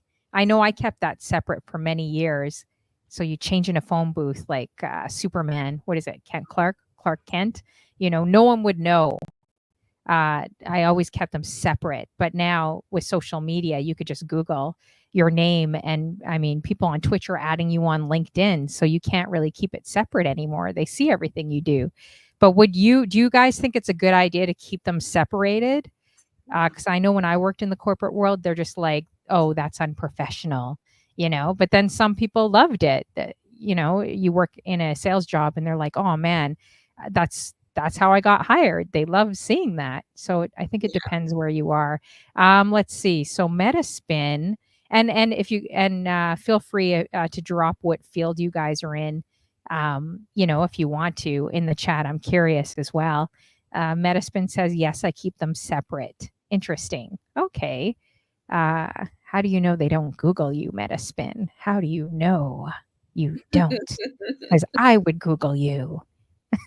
I'm just joking. But yeah, let me know. I'm curious what you guys think or what your thoughts are. Eats beats and rhymes. Let's see here. He says, I don't tell the people I work with that I DJ. They don't need to know. Interesting. Derek says, yes, I keep it separate. Oh, wow, a lot of hate comes from it. Interesting. Metaspin says they could find me if they want to. I just don't advertise. Interesting. Okay. Good to know. So if you guys got any questions too for Ebony ATL, drop it in the chat. Is there anything on your bucket list you would like love to do? Like if you had nothing holding you back, to I don't know, start a show in South Africa or work for the WNBA, like Jay Chalet, or like just anything, Oh anything. What man, comes to mind? I don't even think I'm that ambitious. Like I'm thinking more Bastards Barbecue. Oh, that's huge. Bastards Barbecue. You got to put it out there. Definitely, do something with Jazzy Jeff. Hmm. Whether that's just being on the show, whether that's going to his retreat or just spending at his house like my sis Miss Her got to do. Yeah, any Yeah, I could totally see you do that. Yeah. That's awesome. Yeah, could I would definitely love see to. that. I would love to be able to add international DJ to my title. So definitely getting some gigs outside the country. Hmm. Well, Scratch a Bastard definitely knows who you are, so Yeah, you never know. I think that's very feasible. And then, if you kind of were with a DJ, were you able to also maybe connect with other people in the industry, other DJs yeah. or I've been industry adjacent pretty much my yeah, whole life. So yeah. yeah, I'm not. It's weird because while I want to work, with I want to work with these legends that I've been a fan of, but I'm actually not like super driven by celebrity. Mhm. Like sometimes I think people are a little too like celebrity focused because the Yeah, people that I true. want to work with are people that I have witnessed as a human.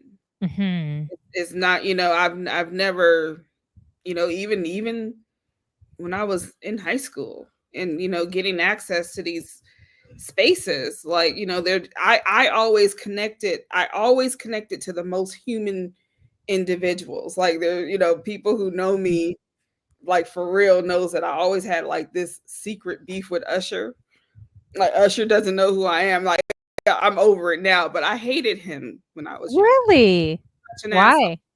He was an asshole. Oh, I met really? him when I was in ninth grade, and it was like when he first came out, and he just thought he was back there like he was James Brown. Meanwhile, the other artists that were there, Mhm. they were like so cool. We were like sharing snacks, and so Mhm.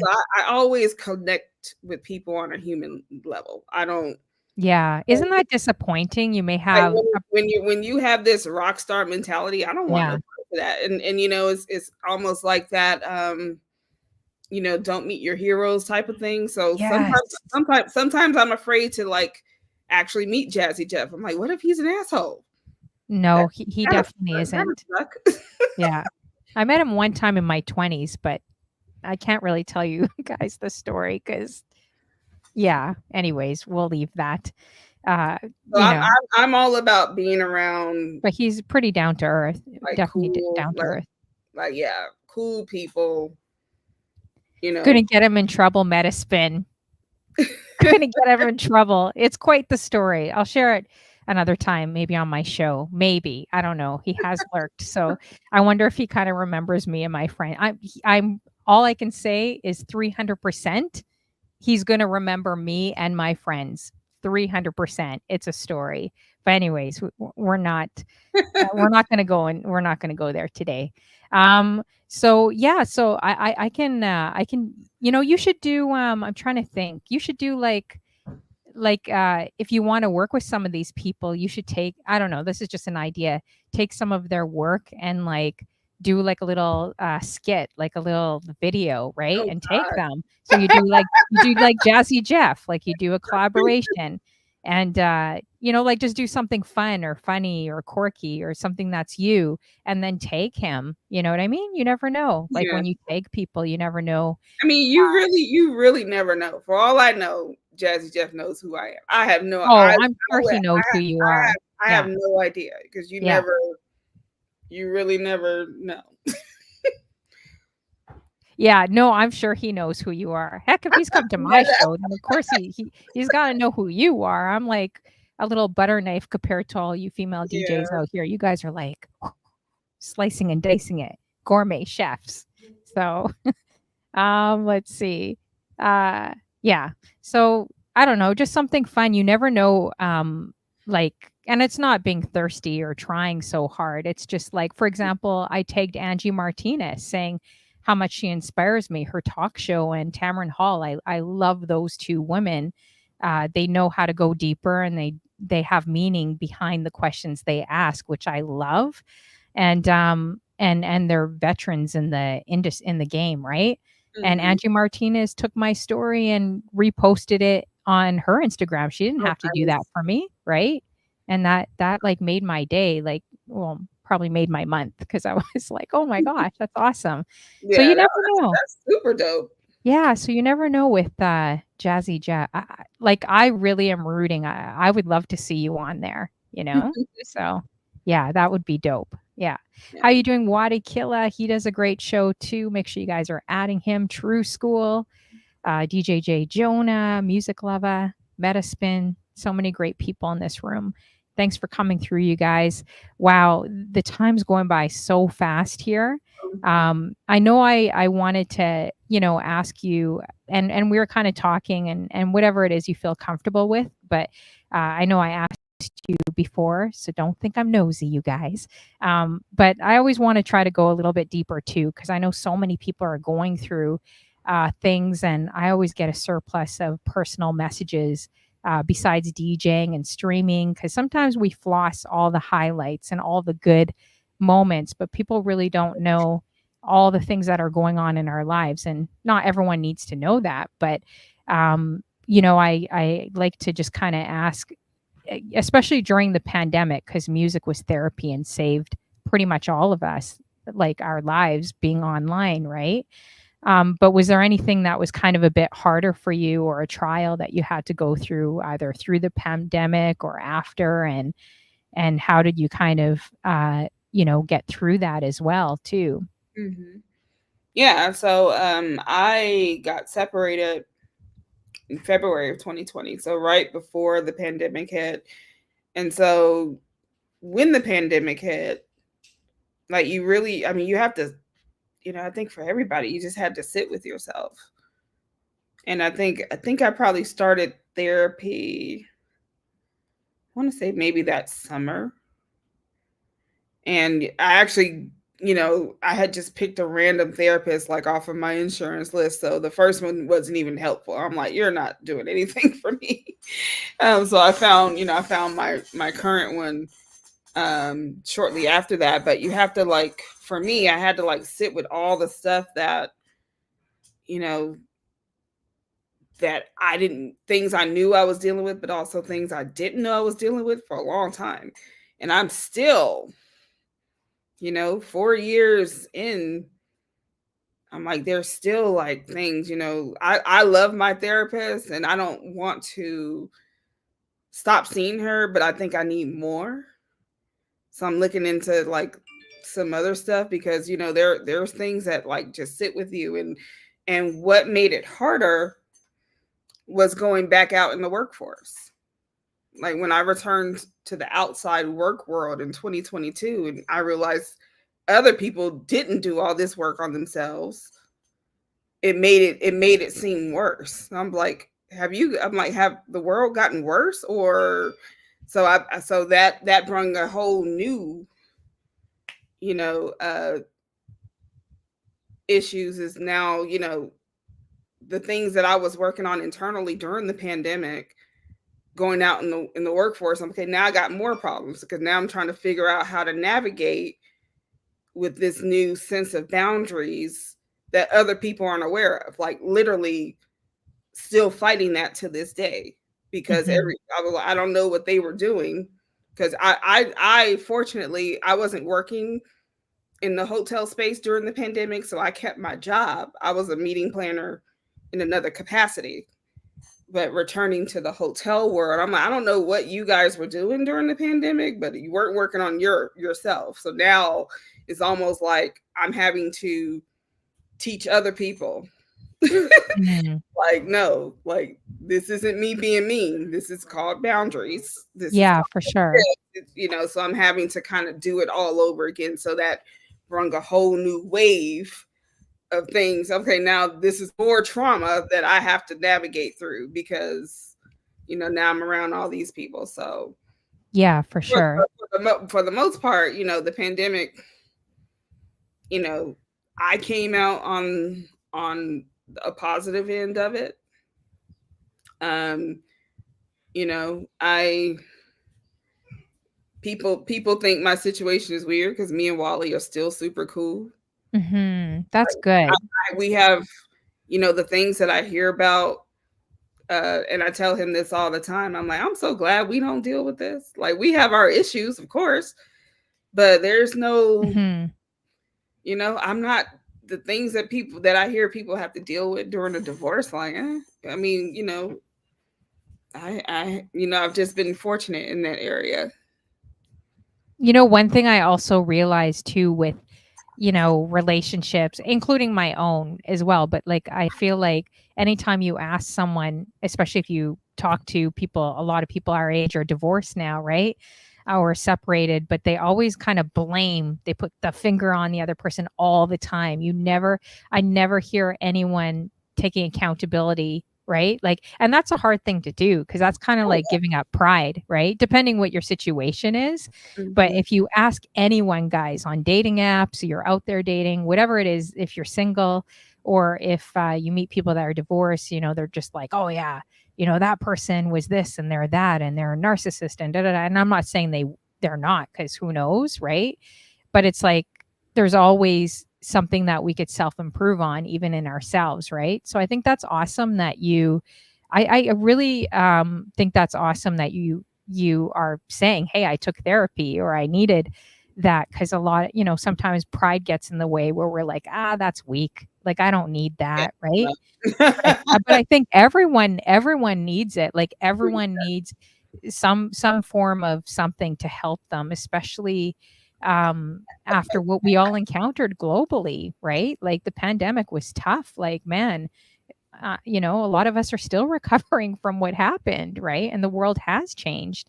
But that's great that you're aware of that. Don't you feel like you could, with therapy and the things that you've learned, you can also see other people? Like, maybe you could have a bit more grace and mercy on other Oh people. yeah. That's Someone gives you the finger, someone gets mad, someone whatever. You're just like, you know what? Okay, they're it going through always their happens. issue. It always happens for me in the workspace around this time of year. Mhm. Because last year was the first time in my work life ever that I just took those last 2 weeks of the year off, and now I'm doing it every year. And so it's always this time of year where like everything starts to settle, and I'm like, you know what? I have to let people get there on their own. Mhm. I definitely go through these cycles. Like, top of the year is like smooth sailing. It's always like that July, August is when I start to feel that they're getting to me. Mhm. And then like October hits and it's like, okay. Yeah. Well, yeah, it's a lot as Yeah. well. We got Mr. Nate. I call him Joe because look at his picture. Does he not remind you of Joe if he had black shades on? Totally reminds me of Joe. Let's see. Oh, this is my new name. Is this not your average white guy? It kind of looks like him. Is that you? I don't know. It says this is my new name. How you doing? Or you're not your average guy? Is that you? Blade is Truth. Good to see you as well. It was recently her birthday too. Make sure you guys are putting up some hearts for her, you guys. Blade is Truth, an awesome gamer as well. Oh, this is my new name says, I don't even remember half of my exes. Dang. I Wow. don't have that many exes to remember. I don't even have that many exes, man. Like, I kind of wish I was there where I don't remember either. Let's see. Metaspin had a funny comment. Well, I don't know if it was, I mean, the first part wasn't funny, but the second one was. She goes, all of my exes are awful narcissists. But I'm perfect, you know. But we all got work to do as well. And I think Absolutely. if you manage a team of people or deal with a lot of people in your industry, which you do, I could see how it could be really challenging. It could be a bit tough, because you get all kinds of characters and probably generations of people that you're working with, right? Yeah. Yeah. DJ J Jonah as well. Oh, Metaspin's like define X. I don't know. She's talking to robots. She's talking to bots right now. So we don't really know. We don't know what your X's are. I don't know. So yeah, definitely drop it in the chat, you guys. So yeah, I guess what have you learned from like I guess now from then, like kind of taking therapy and then uh fast forwarding now, like is there any takeaways or things that you've kind of learned that have stood out? Like maybe about yourself or about others or any advice or anything that, you know, that was kind of said that stands out to you that Um, has helped you?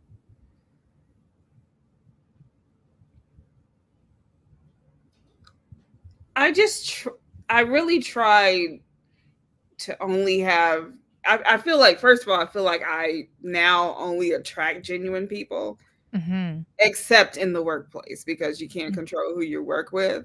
Yeah. So, like you were saying, trying to give people grace. It's really a balancing act for me. Of I definitely hadn't had to like go off on anybody in a long time. Mhm. So there's growth. There's growth there. But it's constant work. Is constant work. You think, you know, especially going through the pandemic. So you have 2 years where you're going into therapy, but you don't really have an opportunity to see where you are. So going through it during the pandemic, and then that third year, you actually have the opportunity, to look, okay, let's see, interacting with new people, whether that's dating, whether that's going back into the workplace. And then you realize it's hard to apply everything you've been learning. Mhm. So it's almost like you have to start the cycle over. And I'm like, oh, I thought I was here. But when you go to apply it in the real world, it's like, oh, wait, where did all that training go? It's like, it's like if you were taking a kickboxing class and then you actually had to go fight someone. I'm like, wait, So where did this true. go? So it's an ongoing thing, an Mhm. ongoing thing. Like, oh, I thought I was ready for this. Like, oh, I'm not. I still have work to do. Yeah, that's so So true. it's nothing that I can actually say that was a definitive, uh, but you have to be self-aware, because I there's still a lot of work that I have to do. There's other things, again, I love my therapist. So I don't want to not see her, but I'm like, I recognize that, like, there's some more stuff that I need to do. I feel like therapists too are like some of my friends that will keep asking you questions, but they'll never give you the answer, but they'll keep like asking you questions. Yeah. So you kind of form your own answer Oh yeah. solution My when you first 20 speak. minutes of I therapy these noticed that. days is me. Like, I'm Mhm. first of all, I'm recapping because I only see her once a month now. But like, it's like I'm recapping from the previous month, and then I'm already telling her what I know she's gonna tell me. Yeah, yeah, exactly. It's gotten Exactly. it's gotten to the point. Well, this is what happened, and I know why, and I know what I should have did. Yeah, exactly. G. Jairus says, "Will there be a dating option after this stream?"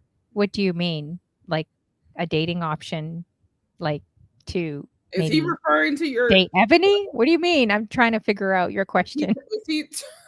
Well, What I do heard you you had a mean? What dating do you show, mean? right? I don't know where I've been, but you have a dating show. Oh, I was trying to get it launched, but like, Okay.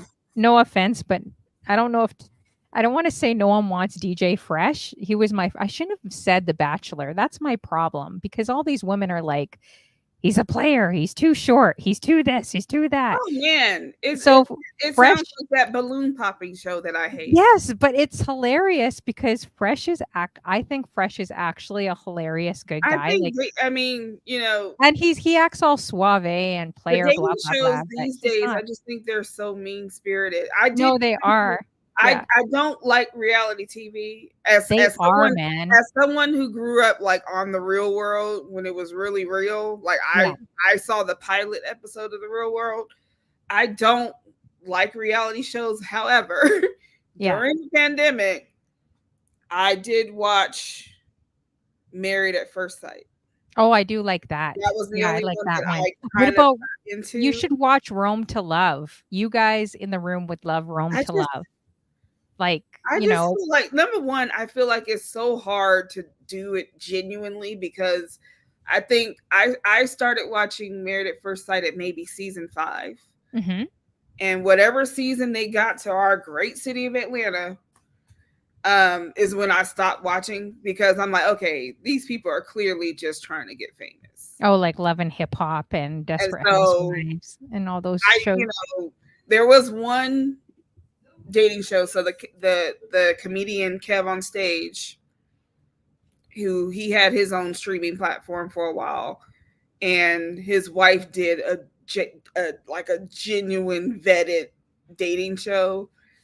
Mm-hmm. But outside of like something like that, I just think it's hard to know if these people are really genuine, because some of this stuff is just so like crazy.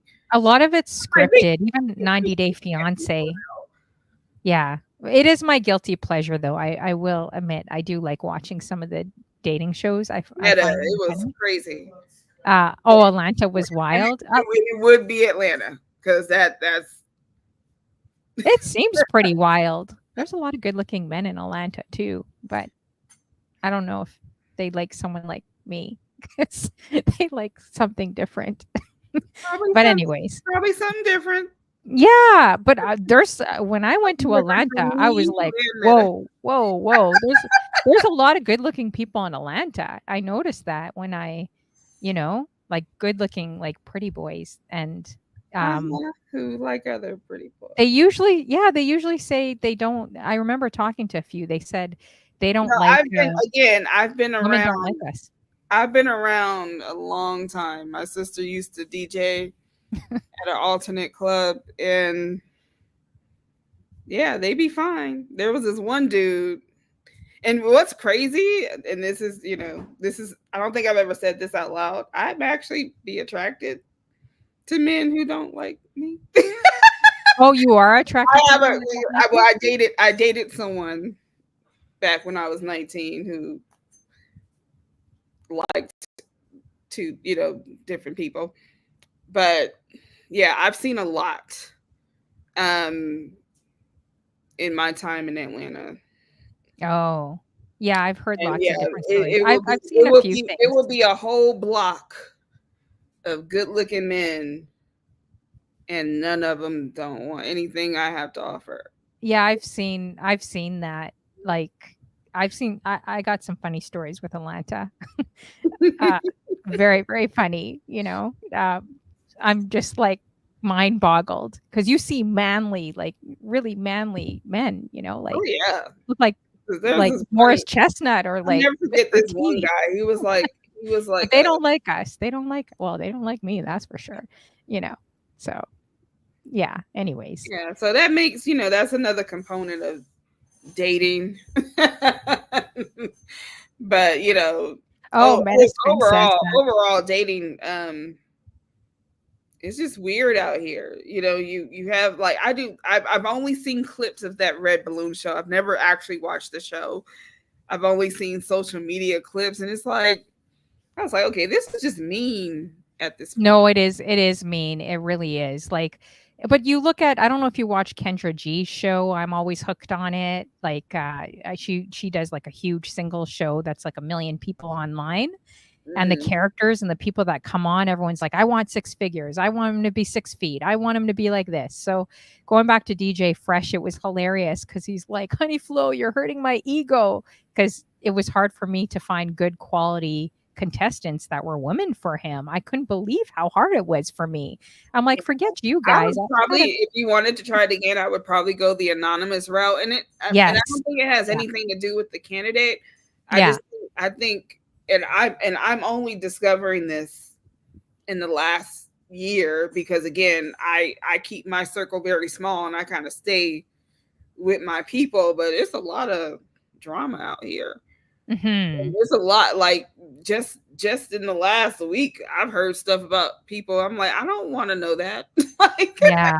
Yeah. It's so I don't even think it says anything about whoever you have as your bachelorette. It's just because it's this platform, it's this public setting, and Mhm. and we've all kind of known each other. I don't know if you remember when Amani Yes. doing the dating show, but I was a contestant. I was known as the gray sweatpant girl. Everyone was making fun of me, oh you my know? god, I That was remember me. that. Oh my god, And then everyone was throwing up like I Tim's. I forgot wanted about to that. crawl in a hole, man. I completely forgot about that. I did not like the show at all. Well, no, I do like the show, but I didn't like no offense to anyone that loves him. I think it was Neil Armstrong. I wasn't vibing him or his questions at all. So I gave really Oh, prudy. Neil, that's the I family. gave no, not Neil Armstrong. Sorry, that was Jay-Z's DJ. I got that confused. His name was Neil something. If someone could put it in the room, he was kind of like a nerdy kind of guy, and his name was Neil. But he was asking Just stupid Neil? questions like who? Was it just Neil? No, it wasn't him. It was another Neil guy. Was it Neil Jackson? Was Sorry, it I'm Neil not a fan, Jackson? guys. Maybe Neil you guys are Jackson was fans. cute. I'm not a fan of him. Neil So Jackson was cute. because he was asking me, "Oh, what do you consider a third base? Would you be a drunk driver or the designated driver?" He was asking dumb questions. What do you think of gray sweatpants? No one knew that I knew what gray sweatpants was. So I tried messing with him because I'm a smart cookie. People don't think I'm smart online, but I am. And I basically was just saying, "Oh, well, you should just pair up gray sweatpants with Timberlands and a tank top." So everyone was putting up Timberlands, thinking I like Tretch by Naughty by Nature, but I was trying to dodge his gray smart pant comment, and all his So I basically was giving him Mother Teresa answers, and I knew he wouldn't pick me, so I did that on purpose. Anyways, That is um, hilarious. would you ever come on the show? Like, say if I had For dating? contestants. Oh, Sorry? absolutely not. For a dating Oh, show? you wouldn't? You wouldn't? Ooh. Aw. Yeah, but what happens if you were the bachelorette? You know how easy that is? All you gotta do is pick through 2, 3 I'm one guys. of those. So I was with the person I married since I was 22. And even before that, the few people that I did date was always like in my circle of people.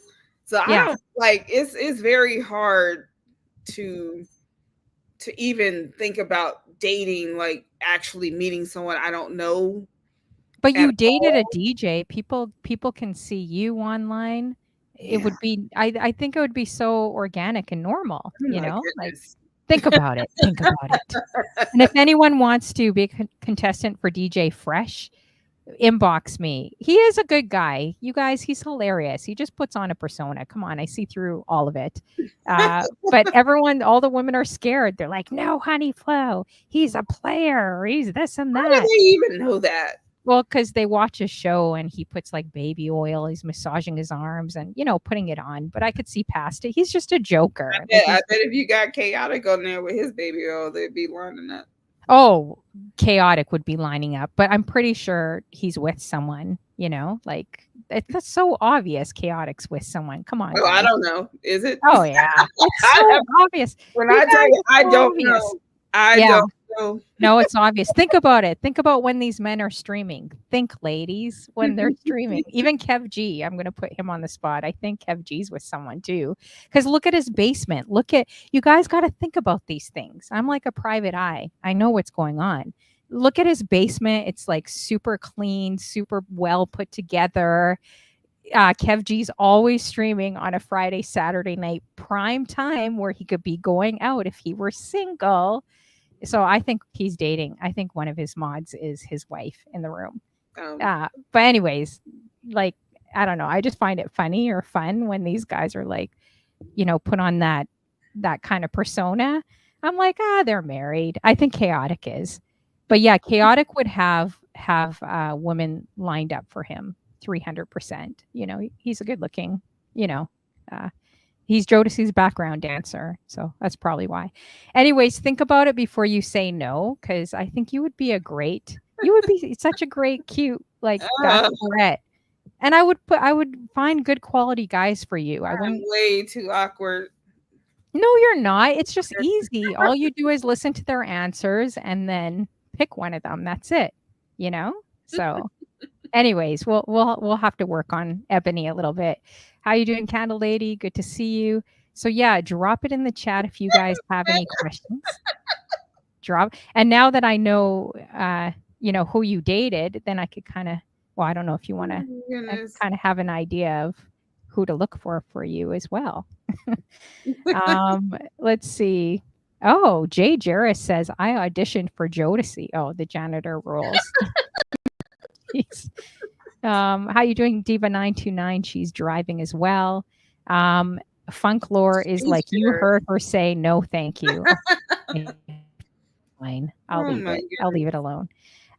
But yeah, thanks for sharing what you shared. I think it's always great to, just when we share our stories and the things we've gone through. I think that's awesome because I know it's going to help someone in this room, right? That therapy isn't exactly taboo. Going back to that we should definitely do different things like that to self improve, right? Yeah.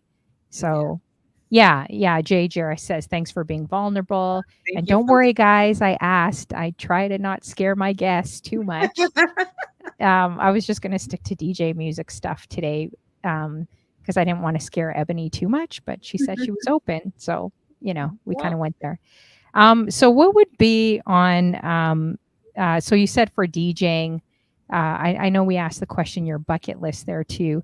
I'm trying to think. Actually, have you had any worse moments like at an IRL or like even online DJing? Has there been any worse or kind of funny moments that you could think of that happened to you, like equipment crashing oh, or? yeah, definitely equipment crashing. I remember it wasn't that it was a particular moment that was worse. It was just a string of things just kept happening. I was just like having like just equipment was failing maybe all that week. Mhm. And there was this one Yacht Life Thursday where like things just kept I literally turned off the lights and I just did the stream in the dark. Oh, wow. And I turned off my microphone. I was like crying. I was just so frustrated. So it Hmm. wasn't like it was something particular with that stream. But it was just like a series of things. Yeah. Have Yeah. you ever had it in an IRL? Yeah. Metaspin says equipment crashing IRL is way worse than on. Oh yeah, Oh yeah. 100%. No, like the one time it wasn't even like my equipment crashed. I was DJing and we were switching off DJs. Hmm. And I think they had, I don't know if it was a Rev 7 or something. Whatever equipment they had, I still needed to install the drivers. But I think something was not, they didn't do something to their equipment. I don't know what happened because it all happened so quick. And so the controller ended up like not working. But Oh man. luckily, Wally Sparks had just arrived at the same place and he had a controller in his trunk. Oh wow. So we were able to just quickly switch out and use his controller. So the one thing, again, I hadn't done a ton of IRL, but you know, I am a professional, Hmm. so it's just like, let's figure it out. Yeah, you should definitely get out there on your own and just door knock. And I mean, if you do that with like Right. hotel, if you're like that at your day job, you could easily Yeah. just walk into places, introduce yourself and get a gig. Even if it's, I don't know if you'd be interested in, would you ever be interested in like gigs like I don't know, say like sporting stores or Sephora or Yeah, because any type I of think those gigs? would be like super easy. Like, yeah, Mhm. because number one, those are great checks to get, Yep. and you're not doing much because those are Kind gigs of where background music. no one's really paying attention to you. I did that. If you ever come to Atlanta, one of the places I would always recommend people to come is to go to Rocksteady. Hold on one second. Yeah, background music gigs are the best. I Yeah, love it too. and Yeah. they come with great checks. You're not Mhm. doing much, but Rocksteady, I've done gigs there. It's like a restaurant Nice. venue, and I've done like gigs in their dining room. Mhm. Yeah, those are the best. How do you ever have people shocked like, "Oh my gosh, it's like a female DJ." Like people Yeah, are always like that which is still when they weird. see you. Yeah. Isn't it weird? So Yeah. weird because like it's a lot of females out here, but they're always fascinated.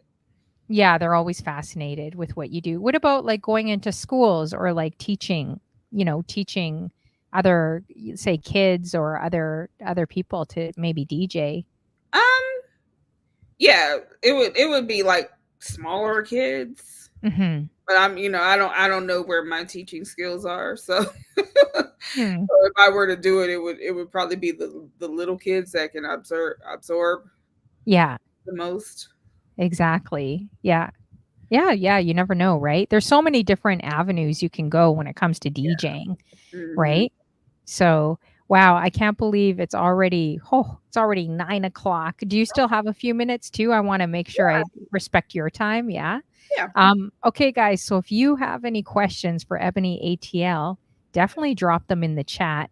It's been about 4 years for you. You mentioned like, how did you get on Twitch? Was it just Facebook crashing and Instagram or uh, Um.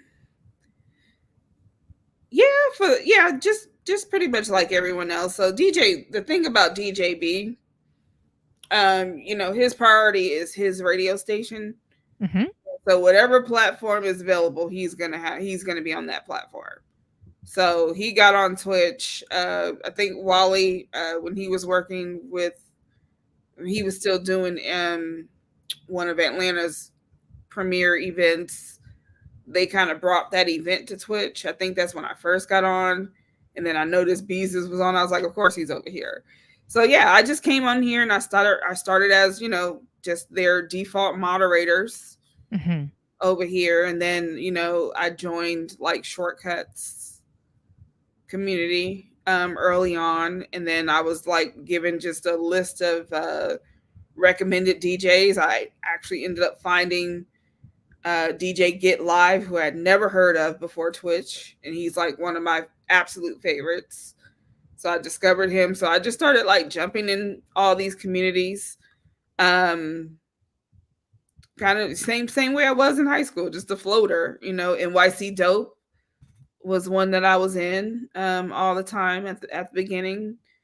So yeah, just started meeting a lot of people that way, joining all these communities.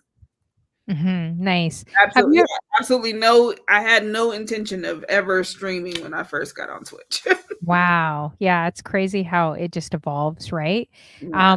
The more I look at you, I just feel like you look like someone. I can't figure out who it is. It's like an actress or a singer. Do you Oh ever get that no, from I no? have no idea Bothering me. I'm who, like, who, who who is like. it? I have no idea like who my celebrity or doppelganger Yeah, you definitely would look like be. I don't know, is it just me, you guys? Is there someone that she looks like that's like a celebrity or like a singer, actress? Every I remember every one time time I look at your show, I think of it and I can't figure out who it is. the one time I went on a blind date long ago, Yeah. Ooh, blind years date. years Ooh, ago. I spicy. think we were talking through AIM or AOL. AOL. Shows you how Sheesh. long ago that was. And I remember I remember him asking me like, well, "Who would you say you look like celebrity wise?" I'm like, "I don't know." Oh, DJ Jonah gives a good answer. I know. She looks like Ebony T-Boz, ATL. me and T-Boz All are right. we're both April Tauruses. You can see some T-Boz. Can any of you guys see some Oh, T-Boz? You Now I see, gotta you see Google my T-Boz. you see my Taurus horns? Is that what it is? How you doing, DJ Tank? Good to see you. Oh, Music Lova agrees with me. See, it's not Hey, just me, buddy. guys. Music Lova says, I just feel like it's like a neo soul type of smooth artist. I don't know. I can't figure out who it is. It's bothering me. Music Lova says, yes, I can't pinpoint it. Yes. But of course, Jonah. I have no idea. Oh, so do you guys see T-Boz? Let me know. D Ben's laughing at your AOL. Your AOL. That's like MySpace back in the day, right? That's way before MySpace. Yeah. What was everybody's first like social media? I know a lot of people. I was never on Black Planet. I was on it was another hip hop forum, allhiphop.com. Allhiphop.com's message boards was like my first social media. Oh, wow. Yeah, what was your first social media, guys? I But was never I was never on Black Planet. mine was, Music Love is laughing, Black Planet. I think mine was MySpace. Yeah, I think I was on MySpace. Do you guys remember? Now we're giving our age away. I started like that was like 2000, 2001, allhiphop.com. Oh, Double Spirit says Black Planet. What else? What was your first site you guys? Oh, make sure it's clean too, by the way, that you were on. Drop it in the chat. DJ Funklore is like, if it isn't, I don't Oh, want to hear about it. I don't want to hear Convo. about I didn't even think about that. That actually was 1996 is when we first got America Online. it. Oh my And gosh, music lover. I was in the chat there. Tom with the thumbs up. Remember Tom, guys, Yeah, from MySpace? Is he still around? What happened to Tom? who knows? Yeah. Oh wow. They're G still hanging Jarrett's. out, Oh, man. still hanging out in the top 8. Jeez. Oh man. So like if there was anyone, I know you mentioned Scratch Bastard, but if there is anyone you could collaborate with a raid with online besides Scratch Bastard, who would that be? And, oh yeah, and you said Jazzy Jeff too, right? For collaborations. Or if you would have a raid come into you that you would really be like, "Oh wow, this is amazing." I think the Jazzy Jeff raid would probably be Mhm. the top one, or maybe like if I were streaming on a Saturday, maybe what's his name? I told you my brain goes blank in What interviews. about Grandmaster Flash? Grandmaster Flash has rated me before. Oh wow. Oh, He amazing. actually rated me before he That's crazy. officially changed his Lord Finesse. That's what I'm thinking. I'm thinking Nate. I was about to say Diamond D, and I'm like, not Diamond D. But yeah, a Saturday Lord Finesse raid would be cool. Yeah, Flash raided into me before he changed his official Twitch name to I am Grandmaster Flash. I think he was still DJ Flash forever. Um, DJ Scratch from EPMD has rated me. What? How come we're just hearing this 2 hours And, later? She's and like, "Oh, yeah, UPMD rated me," that's a flaw of mine. I told you I don't be remembering stuff about. Yeah. I like That's to amazing. I deflect.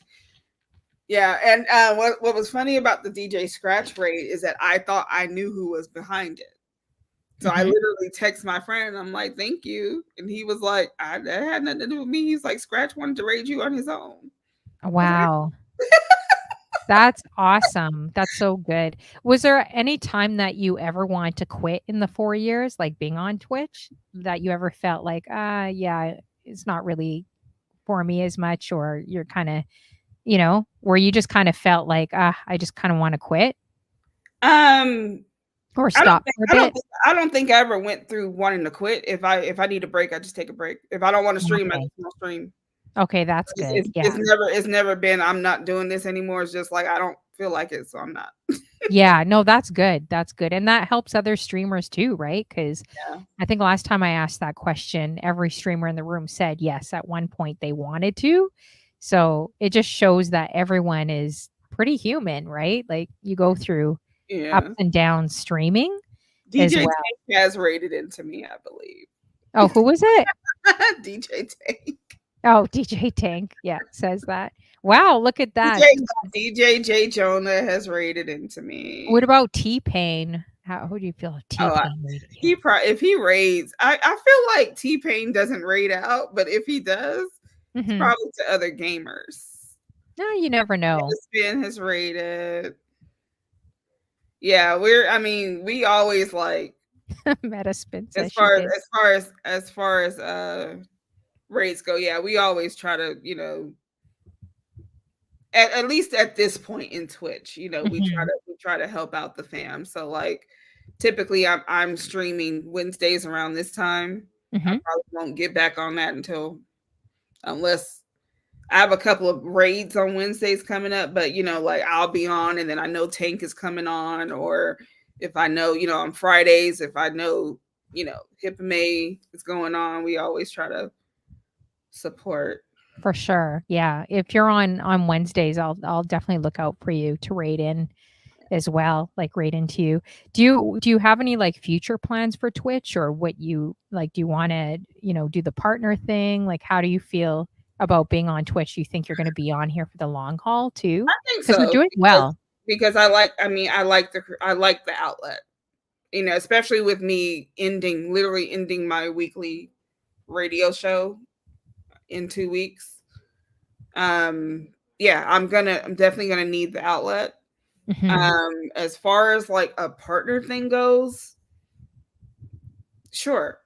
I want to get to that level. I can't drive myself nuts over it though. For sure. I think you're very That's close. what I keep telling the people who ask me about it. Mhm. Yes, I don't mind, like, working to get to that point, but not to the point where it's going to affect me mentally, because I've done too much work to on my mental health. I'm not this I can't allow this to affect me. Mhm. Whatever, whenever, and whatever strategy that happens, if I do start pushing for that, like, it has to be not only strategic to make it, but it has to be strategic to not, I don't want to start looking at numbers and thinking that I suck Mhm. because there's only 50 people in here. I'm like, I don't want to do that.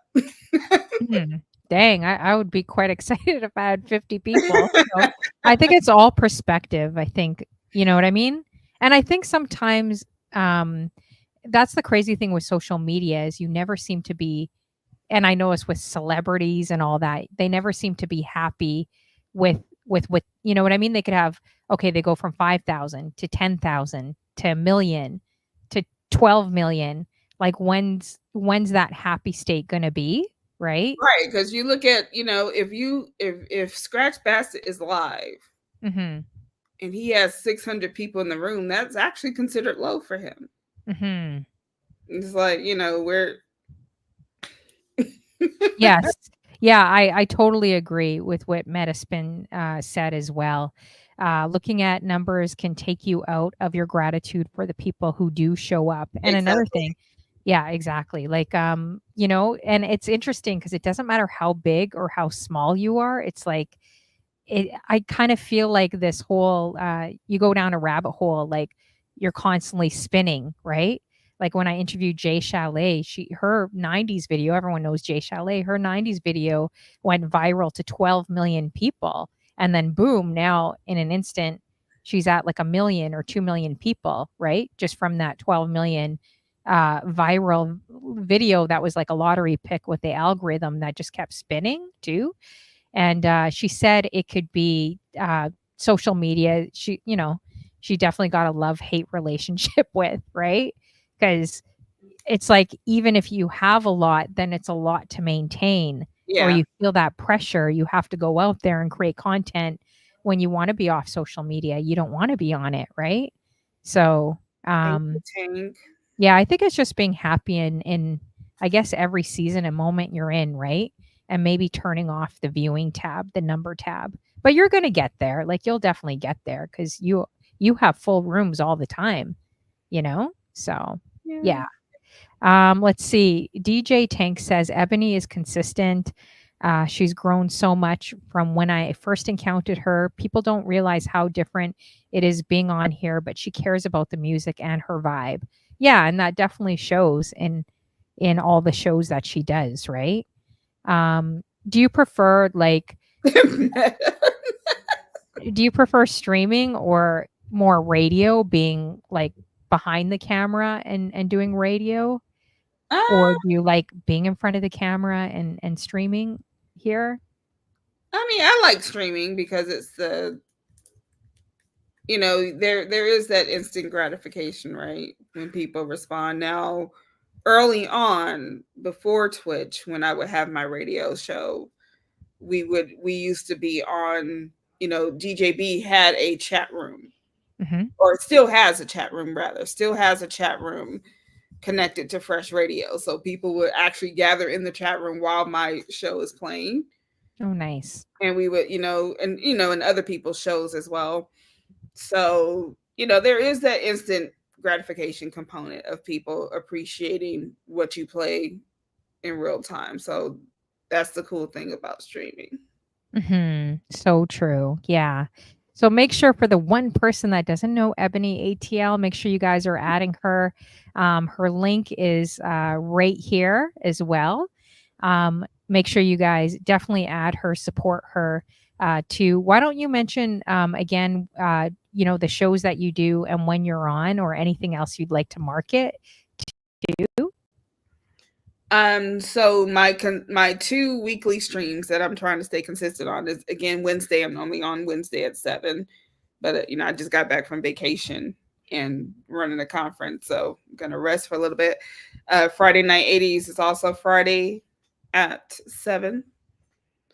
And then Boom Bap Monday, typically the first Monday of every month, normally around 10 a.m. Soul Train Tuesday fluctuates a little bit, but recently it's been the first Tuesday of the month at 8 a.m. And then I have Hippa May, typically the third Friday, and Back to Back Monday. Goodness. Back to Back Monday and Soul to Soul Wednesdays, I think, are all Wow. consistent rate trains that I'm on. Wow, yeah, you're definitely busy for sure. One Yeah. thing I was going to ask too, and this is specifically towards the ladies, if there's any other women that kind of want to get in this industry and DJ, you've been around a lot of DJs for a very long time.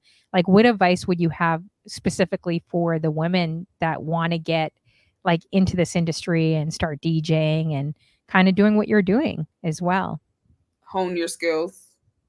What, we all have different stories. Like, again, I always say I never learned how to DJ. I just kind of, did it, and it was based on just all the DJs that I've been around. I never like really learned. I wasn't taught, but whichever way, whether you want to actually enroll in a school, whether you want to take on a mentor, um, however it's best for you to learn, practice, like Meta says, and find your pocket, find where you want to be, because that's the thing we were talking about earlier. We were talking about, do we think there's anyone out there, watching and looking, and there always are. But what I always remind myself at the end of the day, I'm like, people can't duplicate me. Actually, DJ Get Live said it best. I read an interview when I first was introduced to Get Live. I was obsessed. So I read this interview he had did years ago where they asked him about biting, and his response was, you can copy the recipe, you can't duplicate the sauce. And that's what I always keep in mind. Like, you can copy my set song for song, but you don't have my rhythm. You don't know my experiences that are behind me playing these records. So you just have to like really hone into who you are. For sure. I think that's really awesome advice. G. Jarris says taking notes. Meta. Metaspin is like, Me and Meta play so similar. Metaspin says practice your craft. I agree. Love what you do, not what you think you'll get from it. Yes, 100%. Let's see. She says she's literally getting motivated to practice from this interview. Wadi Killer's like facts. Metaspin's like copies all Ebony sets. Lies. Yeah. That's so funny. I bugged DJ K Immaculate. I did Shazam him. I was bugging him because we were on the same slow jam playlist the other night. So I kept harassing him, saying I'm Shazamming him and bugging him all the time. There's nothing wrong with that, because the other thing, I was just on another person's platform a couple of weeks ago during an interview, and this was a whole different type of group of people. It's not worth being gatekeepers. Now, there are some things that I do kind of gatekeep only because they're close to me. Like, a lot of records that I play. Yeah, no biting. A lot of stuff that I play are my father's original records that he personally converted. Mm-hmm. Oh, wow. So I don't typically share those files. Like, yeah, I'll tell you who the artist, I'll tell you who it is.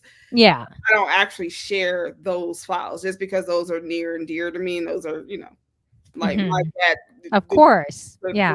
His his things. But yeah, it's not worth, especially in this day and age, it's not worth gatekeeping music. Mhm. None of the music belongs to us, as Twitch is letting us know.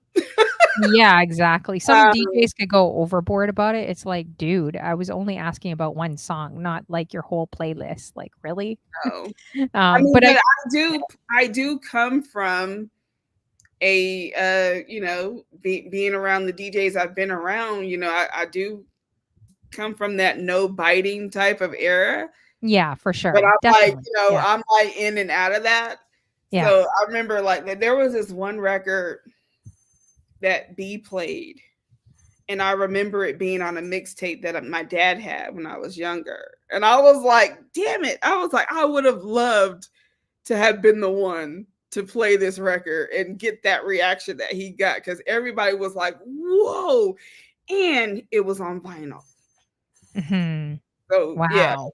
Mm. because those are just some of the best DJ moments when you can like really get someone like, I can't believe he played that. Like Yeah, exactly. that was one of the ones that stumped me. Mhm. So I was like, yeah, I'm gonna wait. I'm going to play that record eventually, but I'm gonna wait a little while. Yeah. No, that's true, that's true. And no, yes, we don't backbite, but, DJ K Immaculate, I was just messing around, like, bugging him because I love, harassing him a little bit. He's just No, fun to bug. Um it's nothing But I wrong with was asking a few song. songs. I'm like, "Oh, these are actually really dope songs," you know? But Yeah. I agree with you. People and people do kinda take your ideas and sideswipe stuff from you all the time. So sometimes I think it's good working on your ideas silently, and people maybe jump on board and grab them and use them Rob, I like can't even think of opportunists. There's a lot of opportunists in entertainment too. So that you have to be aware, but also know that people can't they may copy like you said, but they're not you. They can't emulate you. And if people copy you, then that means your idea was good, right? yeah. So, yeah, No, but it it's can just be a like little me. surprising. It's a couple of us. There's me, Meta, Charisma. I mean, there's a Mhm. lot of us that play very similar, but Mhm. you're not gonna get the same set going into each. We can all raid into each other. Yeah. Gonna be a different experience. Yeah. Yeah, for And sure. all that is that we know music. That's all that means. We know music. Yeah.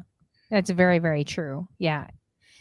So yeah, make sure you guys are adding her. Yeah, Meta Spence is exactly. Um, Jay Jura says, anybody got any ideas they want to share? Um, yeah, sometimes it's good to just work on your ideas privately or silently. But I see you, even if you I don't know if you ever thought about making just a mixtape or something. Like, you already have the radio background, you're already a really great gifted DJs. You should shoot your shot at some commercial stations or community stations that are like live on the dial. I could see you getting Oh in my there. goodness. I It's a know lot of work. I know the politics and behind the Yeah, scenes. it's kind That of a that's what yeah. deters me. And like, I know, like, do I really want to play that No, game? that's true, actually. Yeah, that's the unfortunate thing I Yeah, can say with coming from radio background. right, Gosh, Destiny. the stories is kinda like what's coming out right now, what we're seeing in entertainment. Those Yeah, stories are very, very legit, especially with people that do have, kind of power as well at those stations for sure. yeah. Let's see. So I was gonna say, just leave you with a last question here. I normally ask my guests, just how you doing, DJ Hey, Neek 10? I had her on. She was an amazing. It yeah. was a great I did interview. catch hers. I'm gonna have to go on YouTube and watch some of the other ones. Yeah, exactly. Yeah, I did catch Neek. Yeah, hers was really, really good. I'm still waiting for that basketball game against her. Trying to trash talk her a little bit, but I'd probably start running if I like was actually playing against her. So anyways, no, she was a great interview as well. No, you weren't ranting. She was ranting. She She's was so ranting. calm and cool and collective and laid It's back. I the wish I had calmest, her the doing. calmest rant I've ever seen. Yeah. Yeah. Yeah, I mean, some of the stories she did share were kinda like something I'd see in a music video. I was like, "Oh, wow." It kinda kind of crazy. Go back and watch the replay, you guys. But great interview. It was a really great interview with DJ Neek 10. Make sure you guys add her. She's an awesome person too. Great DJ. So yeah, I was going to ask you as well, besides DJing and music and our shows and everything we do, this is a deeper question I usually like to ask everyone just to kind of see their vibe or what they are really thinking of. So, this is kind of more of a life bucket list question. So, say if you had like a year or 6 months to live, would there be anything that would be on your life bucket list that you would want to do? And what kind of legacy would you want to leave behind? I know it's a bit deeper. Yeah. So, if you need a few minutes to think about it, but whatever comes to mind, there is no right or wrong answer. It's just, I'm curious.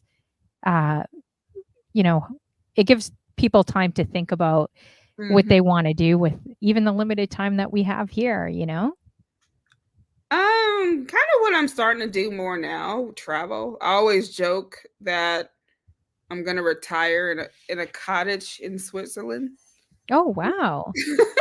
That's cool. Yeah. So yeah, I'll definitely if I had like 6 months or a year to live, I'm hitting every travel destination that I could. Mhm. Yeah. Why Switzerland? I'm curious. I heard it's beautiful, but I'm curious why. That's just what I picture. Hmm. I would, Wow. I love one of my favorite memes is Julie Andrews and Sound of Music just on a hilltop Oh, twirling, cool. Yeah, you know, the simple life. I hear you. Well, you picked a beautiful place. I heard Switzerland's like breathtaking. Come on, And Neat. yeah. Uh, she says neutralish country. DJ Nick 10 wants to copy your playlist. Oh yeah, I need some Steppers music, Yeah, guys. my parents are actually my parents are from Chicago, both of them, Mhm. and they're actually steppers from Chicago. Oh wow, really? So they live in where my dad retired from the military in Columbus, Georgia, but they're actually part of a steppers club Oh, that's so that cool. they still participate in. So yeah. I love Steppers music. Do you ever dance to Steppers music? I would love to learn. I mean, back then it was like they didn't want the kids around. Mhm. So I never learned to step properly. You know, Oh. I only know how to play spades because I taught myself. People weren't trying to teach kids stuff back then. Yeah. Oh But man, I I love know that. the music though.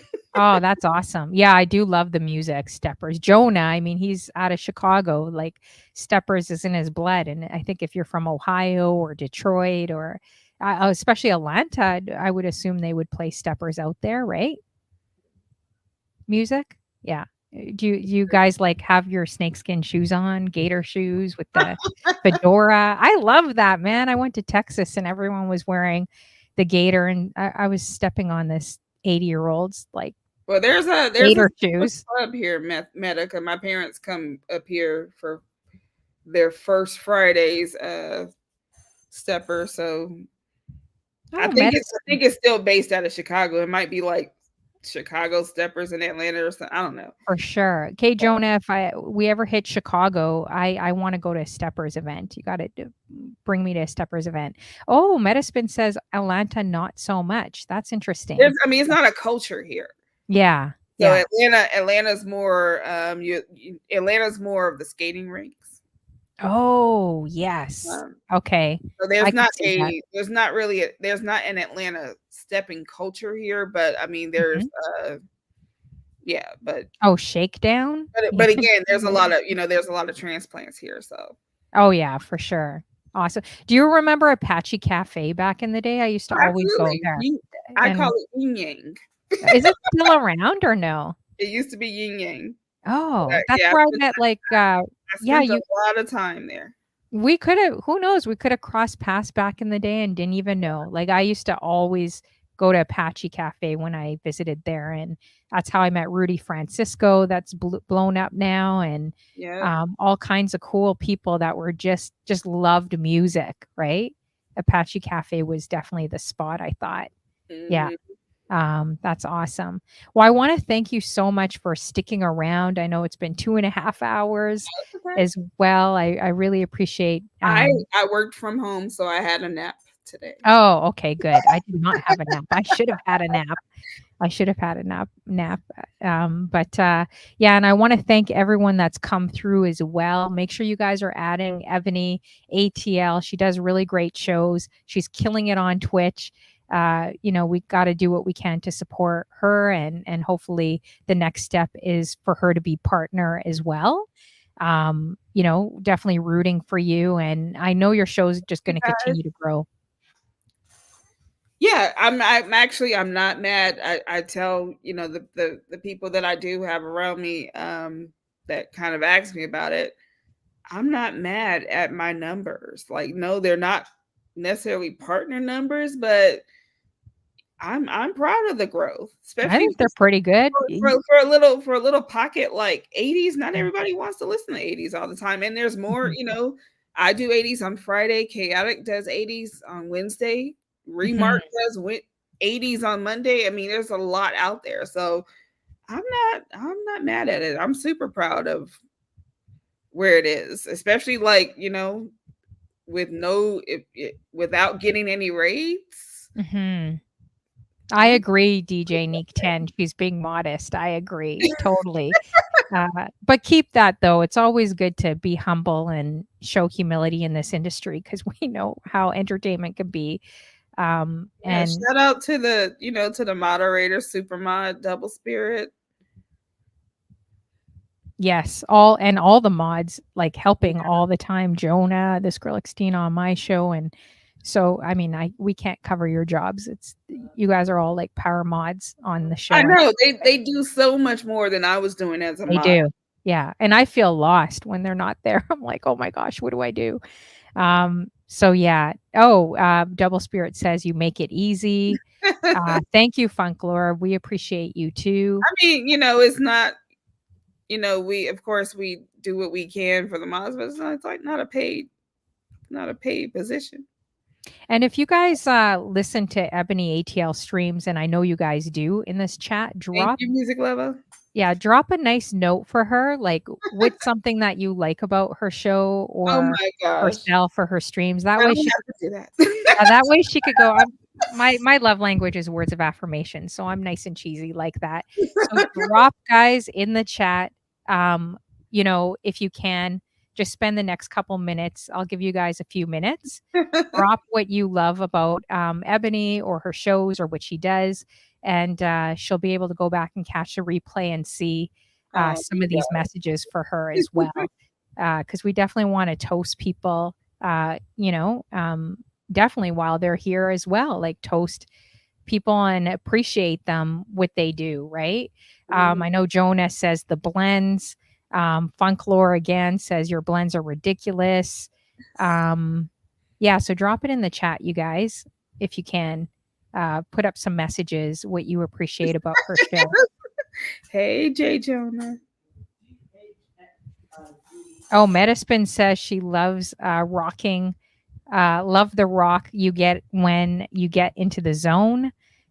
Everyone hands down is saying your blends. That's why I think you should spend some time doing little skits of those little blends and start tagging like Jazzy Jeff or tagging. Not like you need them to see you, but like it doesn't harm in tagging different Yeah. people in the I mean, industry. Right? I have some on IG, but I'm telling you, self promotion is the hardest thing. It is. Oh my gosh, it takes a lot of work too, right? The To do times that. when I really first started posting clips of me like DJing recently, in the last year, what I did learn is that I gotta post and walk away because I will scrutinize that clip to the point where I'm like, this ain't even good. Why did I post it?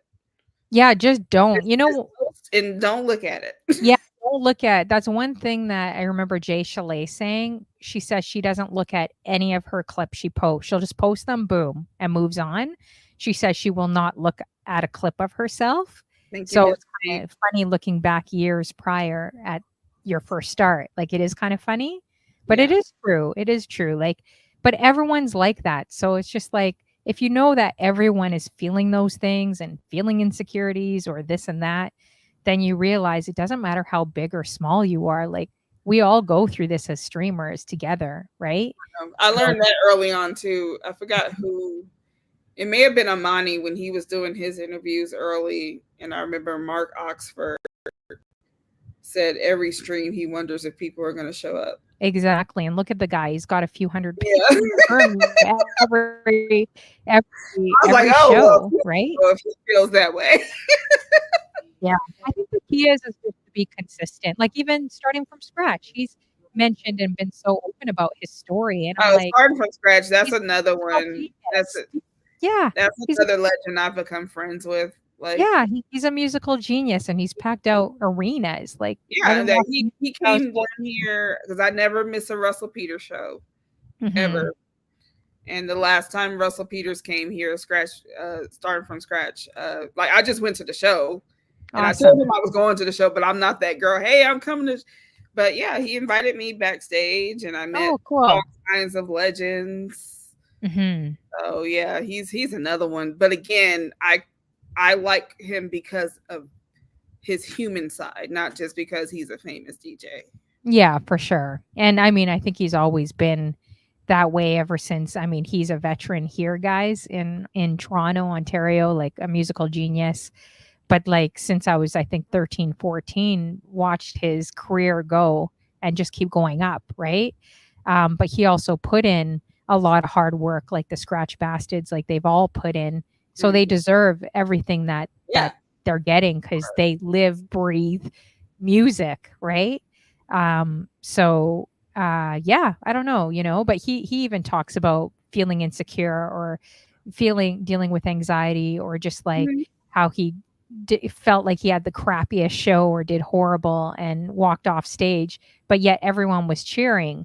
So it could happen to anyone, any of us, right? And I love that he shares it because it just shows that we're all human. Like, we Mhm. all go through a lot more similar as streamers than we think we do, right? Thank you, Derek. So, all right. So yes. We gotta find our buddy Ageless. Ageless has been off Twitch for a while. Oh, yes. Yeah, you're right. He definitely has been off Twitch. Derek says, I love the music she plays. I do Shazam for songs I haven't heard for a while. Um, and yeah, so that's what he mentioned. All right, guys. So I think we're gonna raid out. And actually, I just realized he was on. I didn't even know he was on tonight. But I think we're gonna raid into him tonight, you guys. I've been talking about him nonstop. DJ Seen No Evil. You guys, this guy is a DJ that's blind. Like, he has to feel the knobs and feel his way around things, which is incredible to me. That's so dope. And he tries putting the phone up to his ear, and I try not giving long novels, but I kind of do in his chat, and he's trying to listen and mix. But he does everything that we can do, if not even better. And he's got a really cool West Coast vibe, like this lowrider vibe about him. But the thing I love about him is he's so down to earth, and he's using like such a horrendous he got hit by a drunk driver in 2018. So if you guys get a chance, check out the footage on my Instagram. It is mind-boggling. This guy should have passed away, but I really feel like he had angels around his car, and by God's grace, he's still here, and he's so optimistic. And I'm sorry, I know I'm talking a lot about this guy, but I really just believe in him and the shows he's doing and just how he is as a person. So if you guys could just spend, even if it's 5 minutes, if you could just spend 5 minutes in his chat, I think it would really just encourage him and uplift his spirits. He's got 9 kids as well, so I'm kind of trying to figure out maybe a raid train I could do for him to support him and his family. He's a joker too. He said his wife kidnapped him and drugged him. Maybe not the best thing to say right now in entertainment, but I will tell you guys that hopefully I don't get in trouble. I already got shadow banned on YouTube, so maybe I won't Oh, say the full wow. word. But he told me his wife gave him a certain pill that starts with a V. That's all I'll say. I'm not going to say, you guys could guess the rest. But he said that his wife pretty much drugged him, strapped him down for him to have 9 kids. So he's a joker. Like he likes to joke and have fun, right? So anyways, let's support him. It's DJ See No Evil. I don't know if he's on a rage train. Well, I guess it's a vitamin. I don't know. I've uh, never had that, so I don't know. But you know what it is, um, Mr. Nate. We know Metaspin knows what it is. Well, anyways, I yeah, see a couple of I think ReadyBot's gonna have a few dates when you raid out of here. yeah. Metabot or Metabot Metaspin. Metabot. I'm drawing a blank. Metaspin. I'm going to get my mouth in trouble right now. Metaspin is been flirting. She flirts a lot with I think G ReadyBot. Jarris is too, or G Jarris. Sorry. Like they keep flirting back and forth for some reason. So I don't know. She may have a date. She's like, "How did I get called out?" Oh, she's hilarious. Anyways, well, you know what I mean. Metaspin. You guys know it's not a vitamin. You know it's something else. Leave me alone. Anyways, I can't say I got shadow banned already on YouTube with Ms. Riz joking around with her and didn't go very well. I Oh got shadow wow. banned. Yeah. So okay, so we're gonna go to him, you guys, and thank you so much for joining me, you guys. If anyone wants to uh, collaborate for this raid train, anyone wants to help this guy out as well, just DM me and we could try to figure out how to create a raid train or a fundraiser for him and his family. But let's just be a blessing to him because he's really awesome as well. And remember that he's like blind doing this and trying to mix music and feel the knobs. It's so incredible. I haven't seen a guy like this on. So, anyways, okay, so we're gonna go into it. Is there any last minute things you want to say? Yeah, copy the raid message here as well. Is there anything you want to say to anyone in the room as well? No, just thank you guys for joining and listening. Thank you for having me. I'm always, again, I'm always like shocked, like people want to hear what I got to say. Of course. I've But wanted you my on for a while. Metaspin, Diva checking in, my super mod, Double Spirit, G Jarris, J Jonah, Tank. Yeah, all the super supporters. I appreciate you guys.